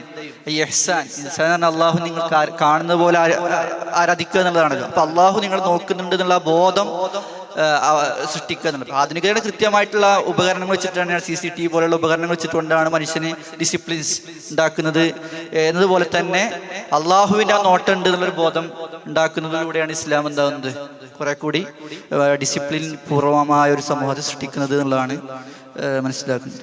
ഈ 3 സൊസൈറ്റിയുമായി ബന്ധപ്പെട്ടൊരു നിർവചനമാണ്. അതായത് പ്രീ മോഡേൺ 18ാം നൂറ്റാണ്ടിന് മുമ്പുള്ള സൊസൈറ്റി, അതിനുശേഷം പറഞ്ഞ ഇപ്പോൾ ഈ മോഡേൺ, ഇനി പോസ്റ്റ് മോഡേൺ. ഇത് തമ്മിലുള്ള ഒരു എന്താ പറയുക ഒരു നിർവചിക്കാൻ പറ്റാത്തൊരവസ്ഥ. അതായത് 18ാം നൂറ്റാണ്ടിന് മുമ്പാണെങ്കിൽ ഇതേ രീതിയിൽ മരങ്ങൾക്ക് താഴെ ഇരുന്നു കൊണ്ടാണ് ക്ലാസ് ഇങ്ങനെ വിഷയങ്ങളൊക്കെ ചർച്ച ചെയ്യുക. ഇപ്പോൾ ഇത് നേർക്കെന്താ മോഡേണിറ്റി അല്ല. ഇപ്പം നമ്മൾ എന്താണ് 18ാം നൂറ്റാണ്ടിന് മുമ്പേക്ക് കുറേ അങ്ങോട്ട് പോയി. ഇപ്പം നമ്മൾ ഒരു ഇതൊന്നുമില്ലാത്ത, റൂഫില്ലാത്ത, കെട്ടിടമില്ലാത്ത ഒരു അന്തരീക്ഷത്തിരുന്ന് സംസാരിക്കുന്നു. അപ്പോൾ ഇത് മോഡേണിറ്റിക്ക് എതിരാണോ? അതേ രീതിയിൽ തന്നെ ഇപ്പോൾ മോഡേൺ മെഡിസിൻ, അത് മോഡേൺ മെഡിക്കൽ സയൻസ്, അത് MBBSും അതേ രീതിയിലൊക്കെ പാസ്സായാൽ അയാൾ മോഡേൺ മെഡിസിൻ്റെ ആളാണ്. അതേസമയം ആൾട്ടർനേറ്റീവ് മറ്റുള്ള മെഡിക്കൽ സയൻസുകൾ, ആയുർവേദമോ യുനാനി അല്ലെങ്കിൽ സിദ്ധ, അങ്ങനെയുള്ള ഒരുപാട് ഇതുണ്ട്, അത് മോഡേൺ അല്ല എന്നുമാണ് പറയുന്നത്. അതായത് അപ്പോൾ ഇനി നമുക്ക് ഇപ്പോഴൊരു പ്രശ്നം എന്താണ് ഇപ്പോൾ ഈ മോഡേൺ അല്ലെങ്കിൽ പ്രീ മോഡേൺ അല്ലെങ്കിൽ പോസ്റ്റ് മോഡേൺ തമ്മിലുള്ളൊരു ഇതെന്താന്നുള്ളൊരു ഒന്നുകൂടെ ഒന്ന് വ്യക്തമാക്കി തന്നാൽ നന്നായിരുന്നു. Pre modern, modern, post modern, ഇങ്ങനെ ഒരു ബ്രേക്ക് നമ്മൾ ഇതിൽ പഠിച്ച പണ്ഡിതന്മാരൊക്കെ ഇതിനെപ്പറ്റി പറയുന്നത് ഈ ഒരു ബ്രേക്ക് ഇമാജിൻ ചെയ്യപ്പെടുകയാണെന്നാണ്. അതായത് ശരിക്കുള്ളൊരു ബ്രേക്ക് ഉണ്ട് എന്നുള്ളതല്ല ഇതിൻ്റെ ഒരു വിഷയം. ഇതിൽ ഒറ്റൊരു ഉദാഹരണത്തിലൂടെ ഞാൻ പറയാം. ഇപ്പോൾ ഞാൻ പറഞ്ഞു ഓൾറെഡി കാത്തലിക് ക്രിസ്ത്യാനിറ്റിനെ ചോദ്യം ചെയ്തിട്ടാണ് റിഫർമേഷൻ, പ്രൊട്ടസ്റ്റന്റിസം വന്നത് എന്ന് പറഞ്ഞു. അപ്പോൾ പ്രൊട്ടസ്റ്റന്റിസം പറയുന്നത് വ്യക്തിയെ കേന്ദ്രീകരിച്ചിട്ടുള്ള വിശ്വാസ സംഹിതയാണ് വേണ്ടത്. പക്ഷേ കാത്തലിസിസം ഇവിടെ ഇല്ലാതായിട്ടില്ലല്ലോ. Catholicism is still a dominant form of Christianity. അപ്പം അതുണ്ട്. പക്ഷേ നമ്മൾ ഇതിനെപ്പറ്റി പഠിക്കുമ്പോൾ എന്താണ്, there is a rupture. Safwan already പറഞ്ഞു, ദർ ഈസ് എ റപ്ചർ. ആ ഒരു ഇമാജിനേഷൻ, ഇതിലൊക്കെ ബ്രേക്ക് ഉണ്ട് എന്നുള്ള ഇമാജിനേഷൻ ഉണ്ടായാലേ പുതിയത് വന്നിട്ടുണ്ട് എന്ന് നമുക്ക് പറയാൻ പറ്റുള്ളൂ. അതാണ് ഇതിൽ നടക്കുന്നത്. അല്ലാതെ ഇതിപ്പോൾ ഈ മോഡേണിറ്റി എന്ന് ഇപ്പം ഞാൻ പറഞ്ഞു, നമ്മൾ സാമ്പത്തികമായിട്ടുള്ള കാര്യങ്ങൾ നോക്കുകയാണെങ്കിൽ 16ാം നൂറ്റാണ്ടും 15ാം നൂറ്റാണ്ടും പോവാം. ഡിവിഷൻ ഓഫ് ലേബർ നോക്കുകയാണെങ്കിൽ 18ാം നൂറ്റാണ്ടിൽ ഇൻഡസ്ട്രിയൽ റവല്യൂഷനിലേക്കാണ് പോവുക, അല്ലെങ്കിൽ ഈവൻ 19th സെഞ്ച്വറി. പിന്നെ മതത്തിൻ്റെ കാര്യം പറഞ്ഞാൽ റിഫോർമേഷനിലേക്കാണ് പോവുക. അപ്പോൾ ഈ മോഡേണിറ്റിയിൽ ഉൾച്ചേർന്നിട്ടുള്ള പല പ്രോസസ്സുകൾക്കും പലതരത്തിലുള്ള ചരിത്രപരതയാണുള്ളത്. പക്ഷേ ഒരു ബ്രേക്ക് നടന്നിട്ടുണ്ട് എന്നുള്ള ഒരു ഇമാജിനേഷനാണ് ഇതിൻ്റെ ഒക്കെ ഒരു റീതിങ്കിങ് വരുന്നത്. അതിനൊറ്റൊരു ഈ നിങ്ങൾ ചോദിച്ച ഒരു ചോദ്യത്തിന് മറുപടി കൂടി പറയും. ഈ മെഡിസിനായിട്ട് ബന്ധപ്പെട്ടുള്ള സംഗതി, ഇപ്പോൾ നമ്മളെ നാട്ടിൽ മെഡിസിൻ എന്ന് പറയുമ്പോൾ ഇപ്പോൾ യുനാനി ആവട്ടെ, ഇപ്പോൾ തങ്ങന്മാരുടെ അടുത്തേക്കൊക്കെ പോകുന്നതിന് അങ്ങനെ വേറെ ഒരു തരത്തിലുള്ള പേരുണ്ടോ എന്ന് എനിക്കറിയാം. ഇങ്ങനെയൊക്കെയുള്ള ഓൾട്ടർനേറ്റീവ് മെഡിസിൻസ് നമ്മളെ അടുത്തുണ്ട്. ഈ മോഡേൺ മെഡിസിൻ എന്താണ് പറയുന്നത്? നിങ്ങൾക്ക് ഉപകാരമുണ്ടോ, നിങ്ങളെ രോഗം മാറിയോ എന്നുള്ളതൊന്നുമല്ല വിഷയം. ഇതിനൊക്കെ ഒരു സ്റ്റാൻഡേർഡ് ആയിട്ടുള്ള പ്രൊസീജിയർ വേണം. അതായത് നിങ്ങൾക്ക് 100 ഡിഗ്രി ബോഡി ടെമ്പറേച്ചർ ഉണ്ടെങ്കിൽ പാരസിറ്റാമോള് എന്നുള്ള ഒരു ടാബ്ലറ്റ് കുടിച്ചാലേ അത് മാറുള്ളൂ. അതിനുള്ള തെളിവ് ഓൾറെഡി പരീക്ഷണത്തിലൂടെയും നിരീക്ഷണത്തിലൂടെ ഒക്കെ കണ്ടെത്തിയിട്ടുണ്ട്. അപ്പോൾ ഇറ്റ്സ് എ പ്രൂവൺ ഫാക്ട്. ആ ഒരു ഇത് വെച്ചിട്ടാണ് മോഡേൺ മെഡിസിൻ വർക്ക് ചെയ്യുന്നത്. അപ്പോൾ അങ്ങനെ വരുമ്പോൾ ഇപ്പോൾ നമ്മളിപ്പോൾ പറയാം, ഒരു തങ്ങളടുത്ത് പോയി ഒരു തങ്ങൾ മന്ത്രിച്ചു തന്നു, നിങ്ങളെ മാനസിക വിഷമവും ശാരീരിക വിഷമമൊക്കെ മാറി. പക്ഷെ അത് മോഡേണിറ്റി അംഗീകരിക്കൂല. അത് നിങ്ങൾ എങ്ങനെയാണ് ഈ കോസും ഇഫക്റ്റും പ്രൂഫൊക്കെ വെച്ച് ഒബ്സർവേഷനും ഇതൊക്കെ വെച്ചിട്ട് നിങ്ങൾ എങ്ങനെ കണ്ടെത്തുക, എങ്ങനെ പ്രൂവ് ചെയ്യുക? അത് എല്ലാവർക്കും ഉപയോഗിക്കാൻ പറ്റുന്ന ഒരു മെത്തേഡാക്കിയിട്ട് നിങ്ങൾ എങ്ങനെയാണ് മാറ്റുക? ഇതാണ് മോഡേൺ മെഡിസിൻ. അപ്പോൾ ഈ മോഡേൺ മെഡിസിൻ ഇങ്ങനെ വർക്ക് ചെയ്യുമ്പോൾ നമ്മളെ ഈ ആൾട്ടർനേറ്റീവ് മെഡിസിനൊന്നും ഈ ഇതിലേക്ക് കാറ്റഗറിയിലേക്ക് ഫിറ്റ് ചെയ്യൂല. അപ്പം അടുത്ത കാലത്ത് നടക്കുന്ന ഒരു സംഗതി ആയുർവേദം മോഡേൺ മെഡിസിൻ ആവാനുള്ള ശ്രമമാണ് നടക്കുന്നത്. അവർ എക്സ്പെരിമെൻറ്റ്സും അങ്ങനെയുള്ള പ്രൊസീജിയേഴ്സും ഒക്കെ ഡെവലപ്പ് ചെയ്ത് വരുന്നുണ്ട്. അതാണ് രണ്ടാമത്തെ ക്വസ്റ്റ്യൻ. ഫസ്റ്റ് ക്വസ്റ്റ്യൻ പറയും. നമ്മൾ സത്യം പറഞ്ഞാൽ പാസ്റ്റ് പ്രസന്റ് ഫ്യൂച്ചർ വളരെ രസകരമായ ഒരു സംഭവമാണല്ലോ. പാസ്റ്റ് പ്രസന്റ് ഫ്യൂച്ചർ ഒരു ലൈന് ഡ്രോ ചെയ്യുന്നത് പോലെയാണ്. പക്ഷെ സത്യത്തില് മുസ്ലിങ്ങൾക്ക് അങ്ങനെയാണോ പാസ്റ്റ് പ്രസന്റ് ഫ്യൂച്ചർ? ഒരൊറ്റൊരു സ്വപ്നം കൊണ്ട് എന്ത് റസൂൽ സല്ലല്ലാഹു അലൈഹി വസല്ലം കണ്ടൂടെ? അത് ഏതിലാണ് പെടുക? ഇത് പാസ്റ്റിലാണോ പെടുക, പ്രസന്റിലാണോ പെടുക, അതോ ഇനി കാണാൻ പോകുന്നൊരു സംഗതി ആയിട്ടാണോ നമ്മൾ അതിനെ മനസ്സിലാക്കേണ്ടത്? അപ്പൊ മോഡേണിറ്റി ശരിക്കും പറയുന്നത് നമ്മളെല്ലാ രീതിയിലും ഈ പറയുന്ന ടൈം നമ്മൾ മുന്നോട്ടേക്ക് ഇങ്ങനെ പോയിക്കൊണ്ടിരിക്കും. മുന്നോട്ടേക്ക് ഇനി വരാൻ പോകുന്ന സംഗതി ഈ ദുനിയാവില് മുന്നോട്ടേക്ക് അല്ലെങ്കിൽ നാളെ വരാൻ പോകുന്ന ഒരു സംഗതി, അതാണ് ഏറ്റവും ഉത്തമം. അതിലേക്ക് നമ്മൾ എത്തിക്കാനുള്ള ഒരു ശ്രമമാണ് മോഡേണിറ്റി. പക്ഷെ ഒരു മുസ്ലിമിന് അങ്ങനെയല്ല. ഒരു മുസ്ലിമിനെ സംബന്ധിച്ചോളം ഈ പാസ്റ്റ് പ്രസന്റ് ഫ്യൂച്ചർ മൂന്നും ഒരേ സമയത്ത് നടക്കുന്നുണ്ടാവും. ഈ പാസ്റ്റ് പ്രസന്റ് ഫ്യൂച്ചർ ഇവർക്ക് എന്നും എന്താണ്?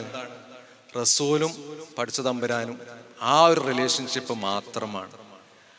അപ്പൊ എല്ലാ അർത്ഥത്തിലും എനിക്ക് തോന്നുന്നത് ആ ഒരു ബന്ധം സ്ഥാപിക്കാൻ നടത്തുന്ന എല്ലാ ശ്രമങ്ങളും മോഡേണിറ്റിയിൽ നിന്ന് വ്യത്യസ്തമായിട്ട് തന്നെ നിൽക്കും. അതിൻ്റെ സാധ്യതകൾ പലതുമാണ്. അത് നമ്മൾ ഇതുവരെ കൃത്യമായിട്ട് അതിനെക്കുറിച്ച് ചർച്ച ചെയ്തിട്ടില്ല എന്നേ ഉള്ളൂ. നമ്മളത് ചെയ്തുകൊണ്ടിരിക്കുന്നുണ്ട്. ഇൻഷാ അല്ലാഹ് അത് നല്ല രീതിയിൽ തന്നെ മുന്നോട്ടേക്കും പോകും.